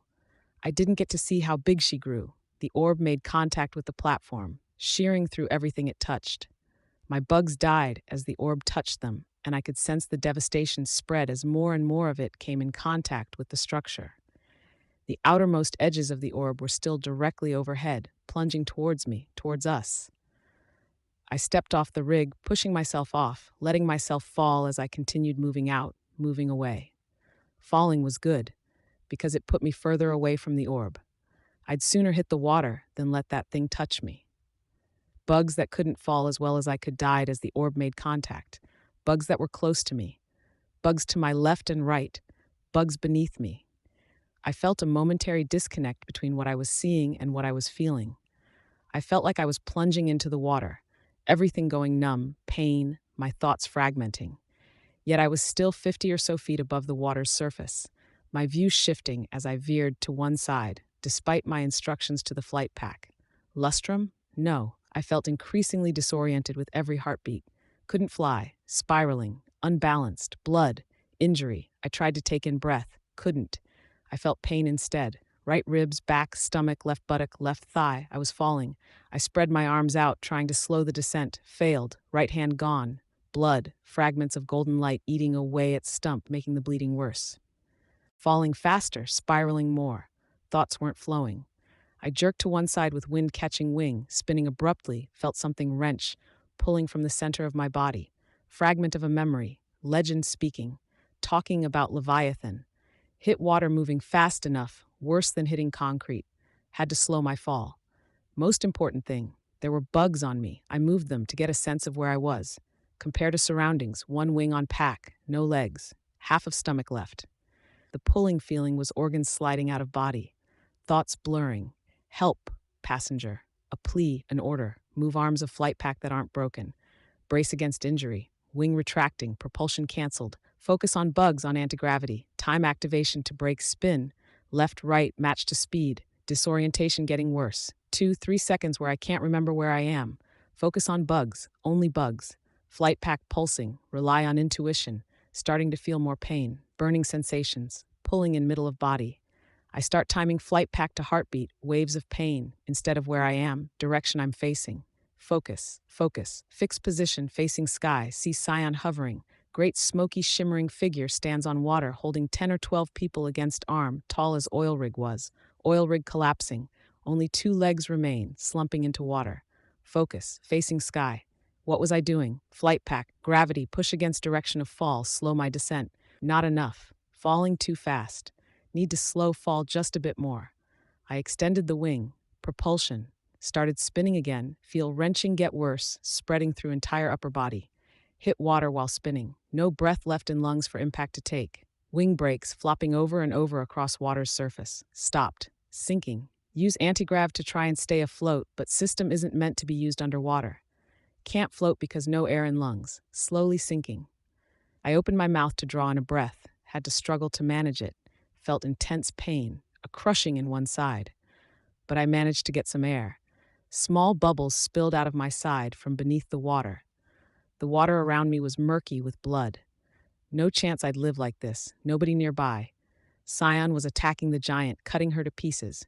Cape she was holding fell. The rig was collapsing. 2 pillars slowly falling in opposite directions, one left, one right. The platform itself was twisting, splitting apart. So was I. Half of me gone, the remains slowly leaking out into the water around me. Blood, fluids, intestine. I didn't want to die. Not like this. Not at all. I thought about my tools, as if there was an answer there. My pepper spray? Delirious. I almost thought about using it on my wounded lower body, some broken connection between burning sensation and burning and cauterizing. My taser was gone, obliterated by the damage to my side. My gun? I couldn't manage a laugh, but I would have if I could have. Thoughts of amusement crossed my mind. Shooting myself would be one answer, but it wasn't one I wanted to make. I wasn't ready to die. Even hovering over Jamel's version of Brockton Bay, I'd tested the limits, stayed out too long. But now, like this, I knew I wouldn't have let it happen. I would have fought to swim back, would have called or signaled for help, pride be damned. Damn it all, I wanted to fight. Ironic that I'd be so idiotic when the fight had been taken out of me, but I'd feel so compelled to fight when there was little option besides making peace with the end. I managed a little breath. Just let yourself sink. Tell the anti-gravity to cut out. Take in one mouthful of water. That'd be the end of it. I couldn't. I didn't. But the pain was getting twice as bad with every heartbeat. Wristband. Dark. I didn't have a right hand to press the button with anyways. Lab rat's device? I thought about it, and in that same thought, I recognized a sensation that had been drowned out by the pain. A repeated pressure. A poke. A pause. Another poke. I raised my arm over the water, shifted my orientation with the use of one of the anti-grav panels, and I briefly heard a beeping in the moment the device was raised above the water level. A part of the platform fell. The resulting waves rolled towards me. I didn't have it in me to hold my breath, so I closed my mouth, prayed water wouldn't flow up my nose. I was drowned, swamped by the water, rolled. I felt a dull, indistinct pain in a place that felt disconnected from my real body, something tearing, the body parts that were spooling out in the water beneath around me. I found the surface again. My lungs were burning for air as I opened my mouth to try and draw air into my lungs. My lung, considering the other might have collapsed. Everything seemed to be moving in slow motion, my thoughts simultaneously chaotic and focused. I had nothing left but adrenaline. Water flowed into my mouth. I shut it, moved my tongue to help force that same water out between my lips. Needed to get higher. Everything was going dark. The prodding in my arm continued. Lab rat's device. Whatever it was trying to do, my costume was getting in the way. I couldn't reach up to move it because I was missing a hand. Couldn't twist my left hand to move it because of the limitations of my body. The attempt at even moving my left arm made me acutely aware of the damage to my hand. I might have fractured or broken it as I hit the water. I took in a small breath, forced myself to take in another. I could hear the wheeze of my lungs and throat straining to work. And then I used the flight pack to rotate myself, turning myself so my face was in the water. I floated there, arms extended out to either side, rocking as the waves continued to shift me. My bugs descended from the air above, landing on me. The strap that attached the device to my arm wasn't spider silk. Cockroaches began to chew it. My lungs burned. Every moment, even the smallest movement, it redoubled the pain. I've dealt with worse, I told myself. I couldn't quite believe that, couldn't think back to that, compare and convince myself. The water rolled over me. My cockroaches were washed away. Again, more. Hornets, more cockroaches. They hovered for the 10 or 12 seconds it took me to raise my arm up above the water again. I let bubbles of air leak out between my lips, as if I could convince my brain that I was breathing, convince my body to hold on just a bit longer, forestall that involuntary gasp. The device came free. Strands of silk helped to hold it as the swarm descended, hurried to carry it. Shoulder, back, nape of the neck, over the hill that was my hood. They reached the point where my mask stopped, my hairline began. Vanity. I'd held on to my long hair, wore a costume that let my hair free. When I'd been filled with self-loathing, when I was so focused on the individual imperfections and the overall ugliness of my features, in the midst of the bullying campaign that had defined my early teen years, I'd still liked my hair. The skin was exposed there. No costume to get in the way. Please be healing, I thought, lowering the device until it was against my back. Pause, and then a prod. A needle, piercing the skin. A pressure as something pumped into my body. Heal me. It wasn't healing. Flesh knit together, but it wasn't healing. The pain faded as quickly and dramatically as it had taken hold, but still I wasn't healing. Not exactly. My thoughts became clearer. Water churned where it came in contact with my blood. Where my flesh closed together and trapped water inside me, the effect intensified. It was soon the only pain I felt. We're 80% water, or whatever the number is, I thought. Resources have to come from somewhere. Water was seeping into my throat despite my efforts to keep my mouth clamped shut. I turned myself over. I breathed, and it wasn't as hard as it had been before. My mouth opened, but it wasn't just the lips parting or the jaw moving up and down. Things separated and stretched open on a horizontal plane as well. The soaked cloth of my mask stretched. My legs kicked, but they weren't good legs for swimming. I kept kicking anyways. Something about the way they moved. They were designed so that the motions shifted my abdominal cavity, pumped it, forcing air in and out with the rhythmic activity. I had to use my hands to paddle myself forward. Well, one hand and one other limb. The shape was still nebulous, the growth warring against the steady deterioration of the burning golden energy that still lingered here and there. It blackened and flaked off, and a little headway was made. The digit extended, broadened, flattened. It wasn't fully formed, but it served as a paddle. I began inching myself closer to the platform. Easy enough to manage, considering the steady movement of the water. Things were flowing into some sort of narrow, tight whirlpool, where water was flowing into some hole in the ocean floor. I shifted my arms in movements that were jerky, not quite muscular. The motions were strong, but hard to control, to moderate. It was fine. I didn't need control or moderation here. I made my way towards one of the intact legs of the platform. A circle of concrete, cracked by strain, with rebar visible in the cracks. I pulled myself up, but the attempt was spasmodic. I managed to haul myself up, moved a little too far, then fell. Another attempt. This time I focused on holding on, bringing my legs up. One leg in one crevice, another leg into a crack, another set on a ledge where the concrete above wasn't quite seated properly. My right hand opened, and the motion was more like metal tearing than anything else, tissue parting violently and unwillingly, creating a gap that was as much wound as it was design. The flesh joined together, forming ridges that faced one another. I closed it, felt the ridges meet. The flesh was still tender. I left it alone. My flight pack provided additional lift as I climbed. It was overly heavy, the antigrav weak, but it gave me lift. I found footholds, handholds for my one hand, and used the arms of my flight pack where I saw opportunities. I found my stride, scaling the surface with increasing speed, until I was moving faster than I might have covered the same distance running. My swarm climbed over the surface and provided a map of the places I could find footholds. I tested my right hand. The flesh wasn't tender, it was hard. There were studs at regular intervals along either half like teeth, very like teeth. A claw. I raised my claw over my head, then drew it down violently, driving it into a crack. I was able to climb faster. I reached the point where the concrete ended. A shaft of 4 steel beams, reinforced by crisscrossing beams set at diagonals, loomed above me. It was an even faster climb than the concrete. My legs ended in points, and those same points slipped off of the metal beams. But I had 7 limbs to work with. Even if half of my limbs were reaching out for holds, I still had 3 or 4 solid points of contact I could maintain at any given point in time. Rage bubbled inside me, but it wasn't mine. I'd experienced my own anger. I knew how it influenced my own body, how it was connected to my emotions. This was something else. Hormones kicking into overdrive, compelling my body to react. Other parts of my body being designed angry, designed so they were primed for fight or flight, driving me to act and refuse to let me sit still. Lab Rat's stuff was geared towards turning people into weapons, making them take whatever forms he keyed into the formula and then act. I knew it. My awareness of what was going on wasn't stopping it.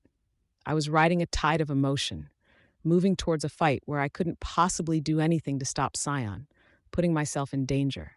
Had I chosen to, I could have turned away. But I liked being emotional, like coming out of my shell, acting. Some of my finer moments had been when I was doing just that. I reached the top of the pillar and paused. I wasn't out of breath, and my limbs weren't really built in such a way that they got tired. Still, I had a barrier overhead now, and I didn't trust my flight pack to hold my weight. I glanced down, and the individual waves were too difficult to distinguish. Here and there were flecks of white where they crested. Water still trailed from gaps in the pack as I reached up, folded 2 tarsus, 2 feet, around a beam over my head before, and then swung myself up, grabbing another beam with my claw. I experimented, testing the security of my grip. It looked like it could hold all of my weight. I wouldn't make it do so, but it was a good option. Movement across the underside of the platform was swift enough. It only required a different kind of thinking, an abstract sort of grasp of how I moved my legs, found leverage with only one opposable thumb. A beam came loose as I tried to hang my weight off it, and I nearly fell. I found leverage on one beam with my third leg, reached out with my hand to grab elsewhere. Neither hold was secure, but I still managed to swing myself over and seize another beam, securing myself. I reached the edge of the platform, looked up and over to see the fighting underway. Less fighting than systematic elimination. The only ones who were truly holding their own were Legend, Glace de Gouain, Pretender, and Eidolon. Even then, they were more focused on avoiding Scion's attacks than dealing damage. Here and there, Eidolon or Glace de Gouain would try something. The remains of the platform had stabilized. Only a few remained on top. Weld's people, the Irregulars, made up the bulk of the group. Sanguine was tending to 2 injured. Not Irregulars, but not Capes I recognized either. The boy had hair and skin with a texture and color like clotted blood. The injured had blood piled and crusted over their wounds, scabs bigger than my hand, or my claw. Weld looked at me, and his eyebrows raised. I opened my mouth to speak and found I couldn't. My tongue was thinner, layered in something hard, and the sides of my mouth were odd. I communicated through my swarm instead. What little of it remained anyways. Drones and buzzes and chirps. Lab Rat. The boxes he gave us, they're designed to trigger when we're hurt, force a transformation. Might get a few more recruits, Sanguine said, not looking up from the wounded. He had hands extended to 2 different wounds on one individual and was drawing blood into one hand and letting it snake out of the other, flowing into the wound. Was he cleaning it? His transformations are temporary, buying time. He cut me in half, and I'm not sure I'm going to be in one piece when this stops working. But it worked? Weld asked. I nodded. The motion was jerky. I reached up with my good hand, the movements twitchy, and felt my neck and shoulders. The little muscle I had was gone, and the skin was taut over cords, like tendons of varying sizes. The muscle had been cannibalized to build flesh elsewhere, I gathered. Weld frowned, then reached into the pouch at his belt. He held another device. After a pause, he pressed it against one of the wounded. It beeped, then a light went on in the corner. The cape convulsed, his back arching. A moment later, transformations began, veins standing out along his arms and legs. Another one, Weld said. Get me a spare. Sanguine handed him another. Weld applied it.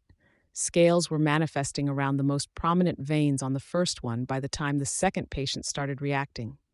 Gully, one of the other irregulars said. If we can get to her. We can't, Weld said, looking down towards the water. But she's wearing one. I trust her to hold her own. Their discussion of how their teammate was doing made me think of others. Grew. He'd come back through the portal, and he'd been close to the edge of the platform, but that was no guarantee. It was a hell of a drop to the water, and he didn't have a flight pack. Not quite something that Masamune had managed to mass produce. Above us, Glace de Gouain had created a spirit that was spreading across the sky like circuits on a circuit board, extending itself across a plane. Scion was blasting it, but it had reached the point where it was spreading as fast as he destroyed it. Her other two spirits were working in concert, one duplicating the other, so it could create and lob projectiles that exploded in the air. The detonations left patches of a strange, nebulous darkness in their wake. They couldn't move more than a short distance from their master, which limited their number, but they added up to 20 or 30 in all. "It's working," Sanguine said. It wasn't. I looked at him, confused. His eyes were on the patients. He's talking about lab rats' matchboxes. I looked, and I saw how the scales were spreading. They were breathing easier. "Good," Weld said. "We need everyone we can get." "It's a temporary measure." I spoke through my bugs, my mouth firmly closed. "Moment this wears off, they might need emergency assistance." "Me too." "Situation's bad," Weld said. "Not sure we're going to get any help, emergency or otherwise." The triumvirate came.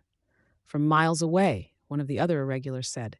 She had a head that was many times the size, a body that was disproportionately frail, to the point that I wondered how she could hold herself upright. "They can't open any gates here until Scion's gone." "We need to drive him away then," I said, "or hurt him, kill him." The last two words slipped out, so to speak, fueled by my anger, my outrage. No, not quite my own. A programmed bloodlust, one that came with this body. "That's not really doable," Weld said. "Pretty sure the scientist who knocked him through the stratosphere died. Nobody else has really been able to knock him for a loop." The tendril girl spoke, her voice harboring a soft Russian accent. "We should go, Weld. Run. There's nothing more we can do here." "There's nowhere to run," Weld said. "Even if we swim. We're stronger than we think," the tendril girl answered, her voice soft. "Isn't that what you always say? There's a strength inside us, and we just need to dig for it. We came to help the wounded, with Sanguine and Matryoshka. Let's take the wounded and go." Weld hesitated. I suspected I could understand why. "I want to help too," I said. I twitched, as if my body was taking that sentence as permission to go. "Murder that fucker, but there's only so much we can do. Go." He gave me a funny look.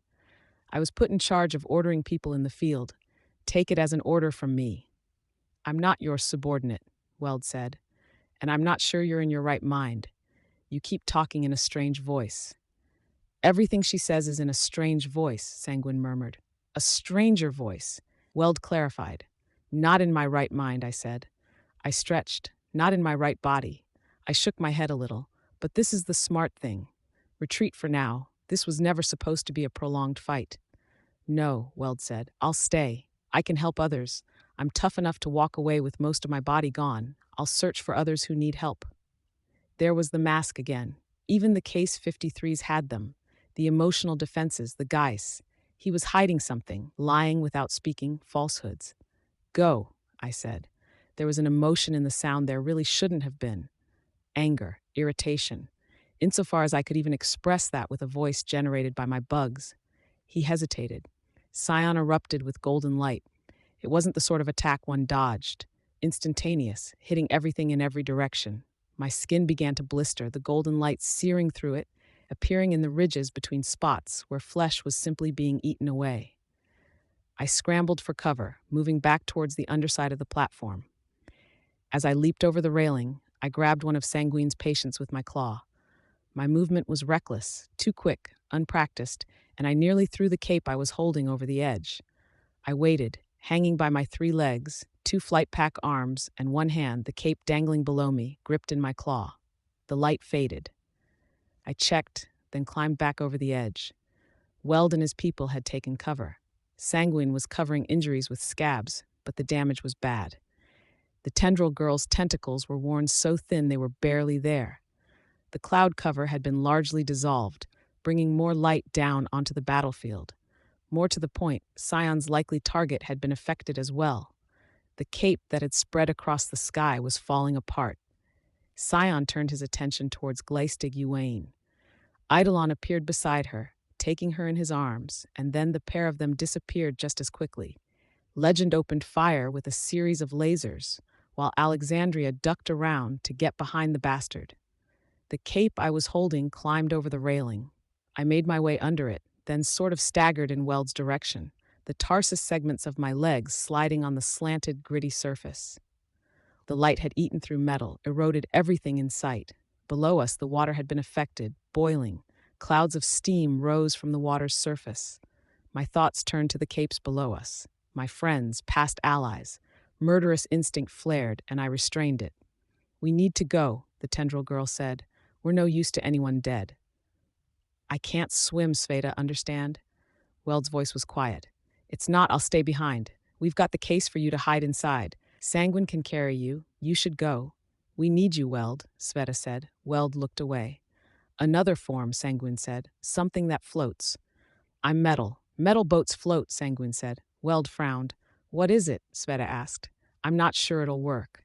"If it doesn't," Sanguine said, "walk." "On the ocean floor?" Sveta asked. "He doesn't breathe." "It's not that simple," Weld said. "I'm going to stay. I have old teammates to look after. You guys should leave." "Not without you," Sveta said, her voice angry. A golden light speared past us, striking the water. Scion was cutting up the capes who'd fallen in and survived. Glace de Gouain appeared behind him.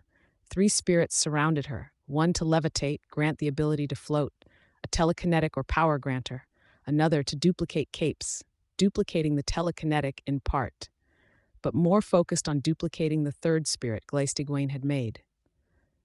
Grey Boys.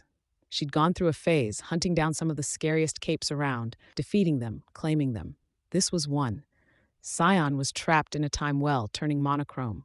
Without any apparent effort, he broke free of the effect, shattering it, only to be frozen again. My swarm was agitated. Agitated but futile. Scion started moving in the direction of Glace de Gouain and her creations, gliding through the air. The effects went up as easily as they were torn down. I wanted to help, to stop him. I was powerless.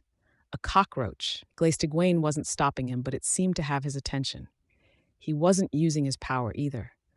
Was it because he couldn't, or something else entirely? Eidolon, Legend, and Alexandria flew down to the water.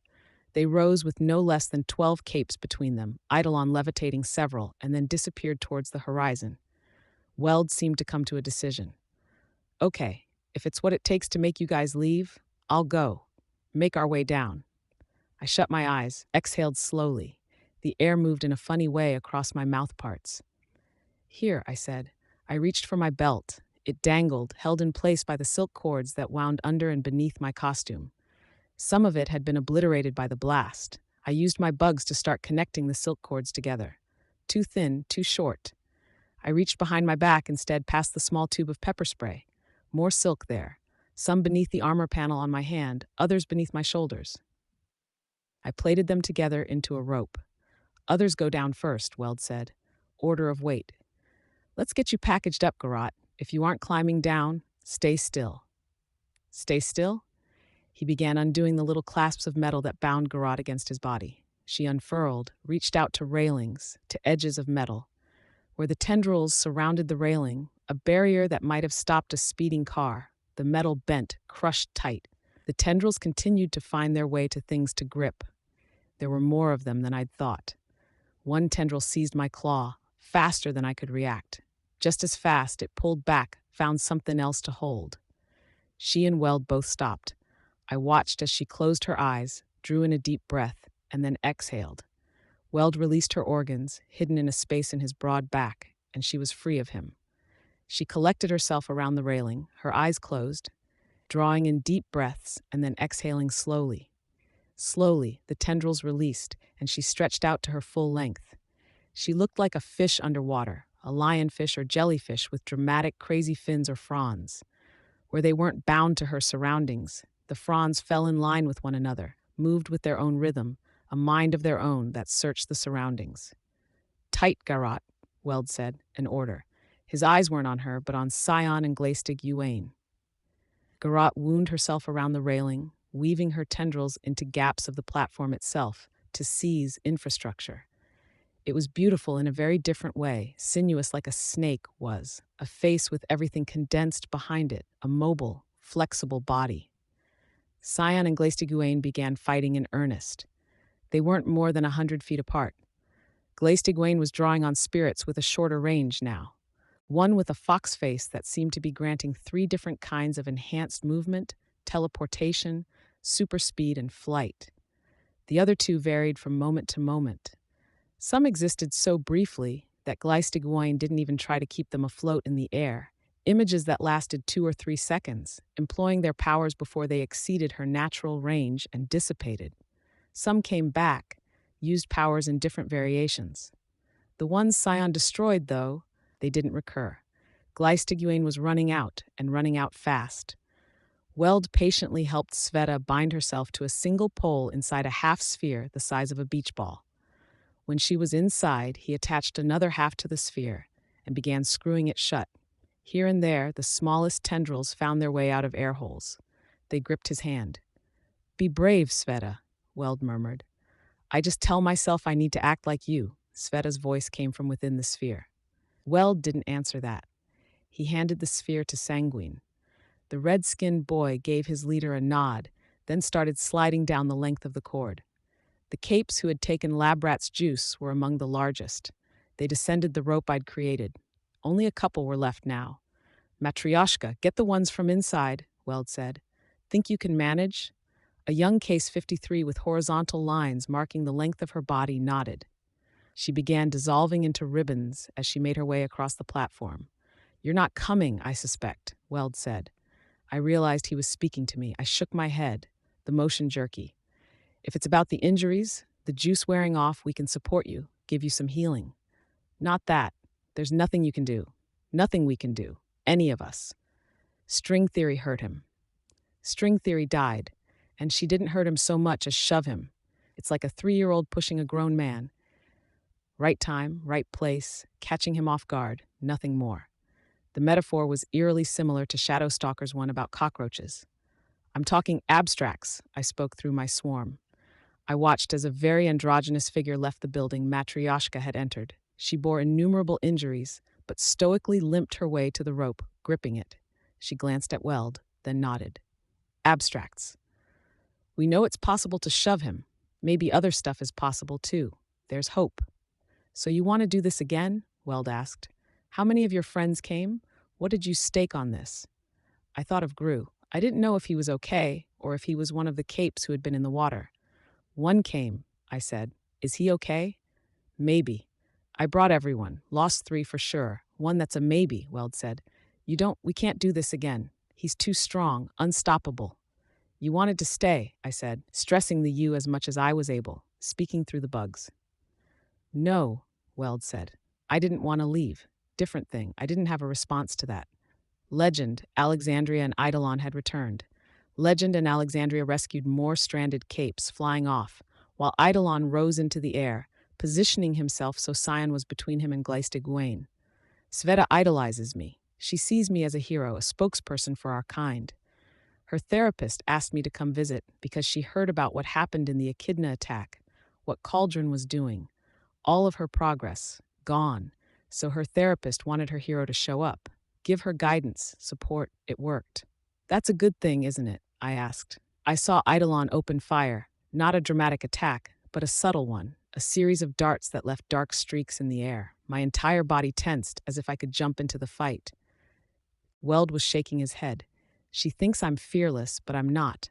I don't have any hormones, any real heart that can pound, adrenaline to flow through my veins. But I still feel fear, still feel despair. I can't jump into the water and sink to some point lower than Mount Everest is tall, spending months or years without any goddamn music. So I stay here and I try to convince them to leave. I'm a coward in the end, putting them at risk because I'm scared I'll sink." "They left," I said, "because I lied. I'm not going to follow them. I'm staying." I nodded. "Sweet fuck all we can do, you know." "I know," I responded, "but nothing we can do except fight. I don't know if I should pity you for that perspective or envy you." I shook my head. Weld spoke, his voice grim. "In terms of morale, there's no fixing this. We put our best foot forward. We failed. I can't speak for the others, but I can guess how they're going to feel. I think of myself as a brave guy. I pulled off the hero bit. I lead by example. But I don't think there's anything we can do but run." "That's all you'll do from here on out? Run?" He looked down at his hands. "And get revenge. I promised other people we would." "That's the opposite of what we need to be doing, Weld. You have to know that." He looked up at me with inhuman eyes that were framed by fine wire eyelashes. His expression communicated so much, considering it was hard metal. Give me a chance to prove otherwise, I said. Prove, he stopped mid-sentence. Prove what? I don't know, I said. Then I moved, hopping up onto the top of the nearest structure, a small building that had stood on the edge of the platform. My bugs stirred around me. You took my dad from me, my hometown. You took our hope, betrayed humanity. I don't do well with betrayal. As I moved along the platform, I got a view of the last of the irregulars making their way into the water. Fallen debris was keeping them from being dragged into the narrow whirlpool beneath the structure. They swam as a group, some using pieces of wood for flotation. They just had to get far enough away from Scion for someone to open a door. My swarm climbed the rope, taking it apart for multiple strands. They formed a single cord that was thin, but a quarter of a mile long. Me, my passenger, and my screwed-up monster body were all in agreement. I want to hurt him. Want to prove this isn't hopeless, that we can do something. I don't want to lose to another bully. I'm done with surrendering to forces of nature, human nature or otherwise. My swarm extended in his direction, carrying a strand. I hurried across the length of the platform. Who was still here? What could I do?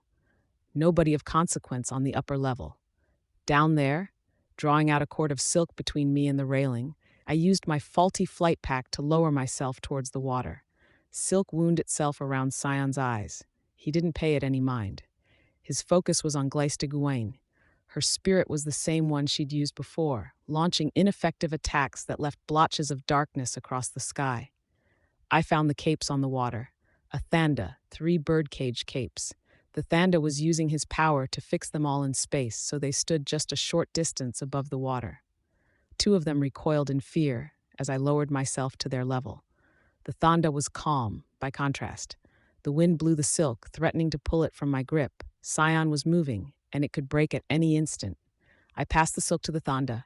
He gave me a curious glance. Then he froze it in space. It fixed the thread's location in space, froze Scion as well. The Golden Man was rendered immobile.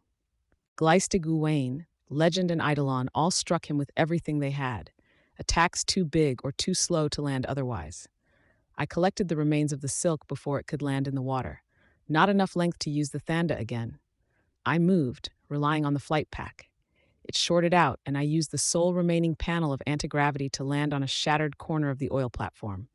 It was slowly sinking into the waves. The swarm. Not many bugs, but something.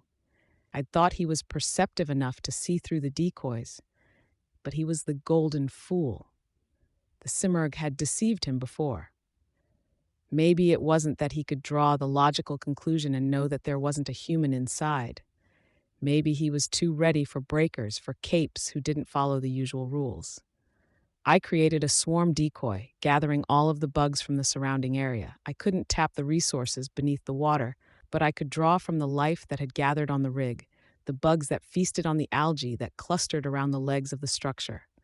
The body approached, and Eidolon moved aside. He moved as if it were a comrade joining the fight, as if he, Gleiste, and the swarm decoy effectively had Scion surrounded. Idiotic. Nonsensical. Scion didn't even react to the maneuver. Gleiste attacked, and Scion retaliated. Her spirit teleported her away. Eidolon created mirror images of himself, illusions, and Scion lashed out. Only one of the illusions remained. It fizzled out. Eidolon died? No. Eidolon struck out from the clouds above. Scion seemed to anticipate it, sliding out of the way. The tempo of the attacks and counterattacks continued. Scion attacked Gleiste spirits, and still the destroyed ones failed to return. A pattern? He was an alien combatant, a stranger from another world, who saw the world in an entirely different way from how we did. But there was a pattern. I divided the swarm decoy in 2, divided each of those 2 into 2 more. He'd stopped the spirit from spreading across the sky and had made a concerted effort to eliminate Gleiste spirits. He'd eliminated Eidolon's illusions. Whether the creations were concrete or otherwise, it was something that seemed to provoke him. Was it something instinctive? A part of his species? Something he watched out for in enemies, in threats or competition? Scion turned and blasted the swarm out of the sky, the last of my bugs. His hand turned my way as he floated in my direction. He knew who was controlling them. It was a diversion, a crucial distraction. Gleistig flew in close, creating another set of spirits. Two to either side of her, one in the lead. I recognized the one in the lead, distorted as it was. Clockblocker's spirit touched Scion, and the golden man froze. She banished the ghost in an instant, recreated the one who had created the dark blotches in the sky.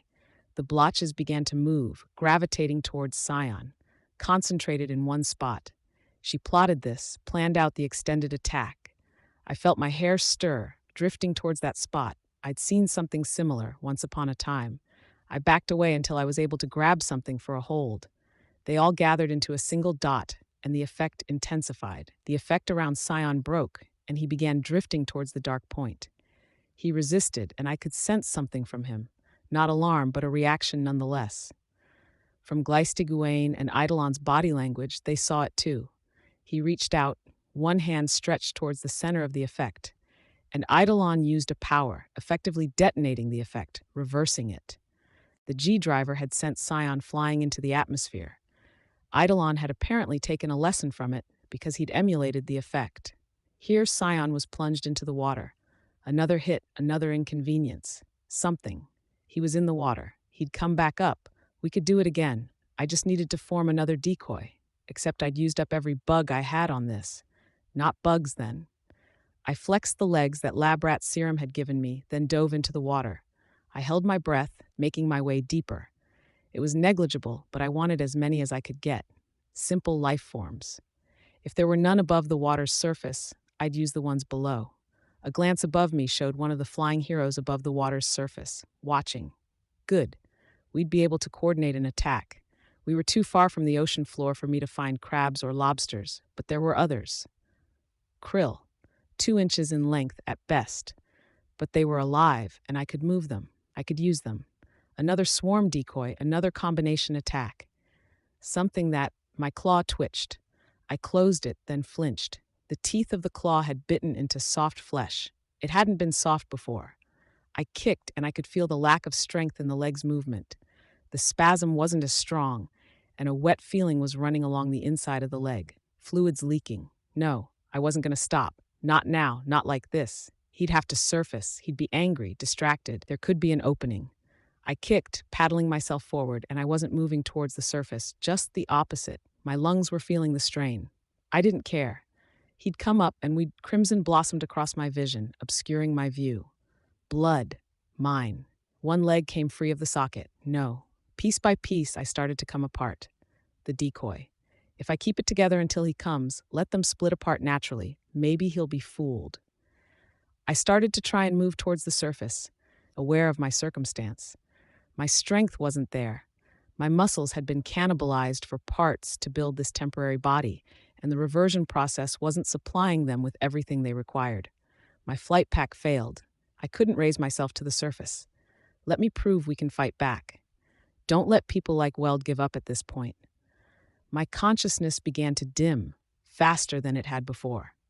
I didn't have the benefit of adrenaline. I had desperation, but it wasn't quite the same. My vision gradually fogged. I felt my body going numb. My arm, my face. Water began to fill my mouth. I didn't have the strength to keep my lips pressed together. Let him rise to the surface. Let this trick work again and again. Let it be the Achilles heel. A false hope, a faltering one. I knew it wouldn't work again. I coughed, and it was a weak cough, barely a hiccup.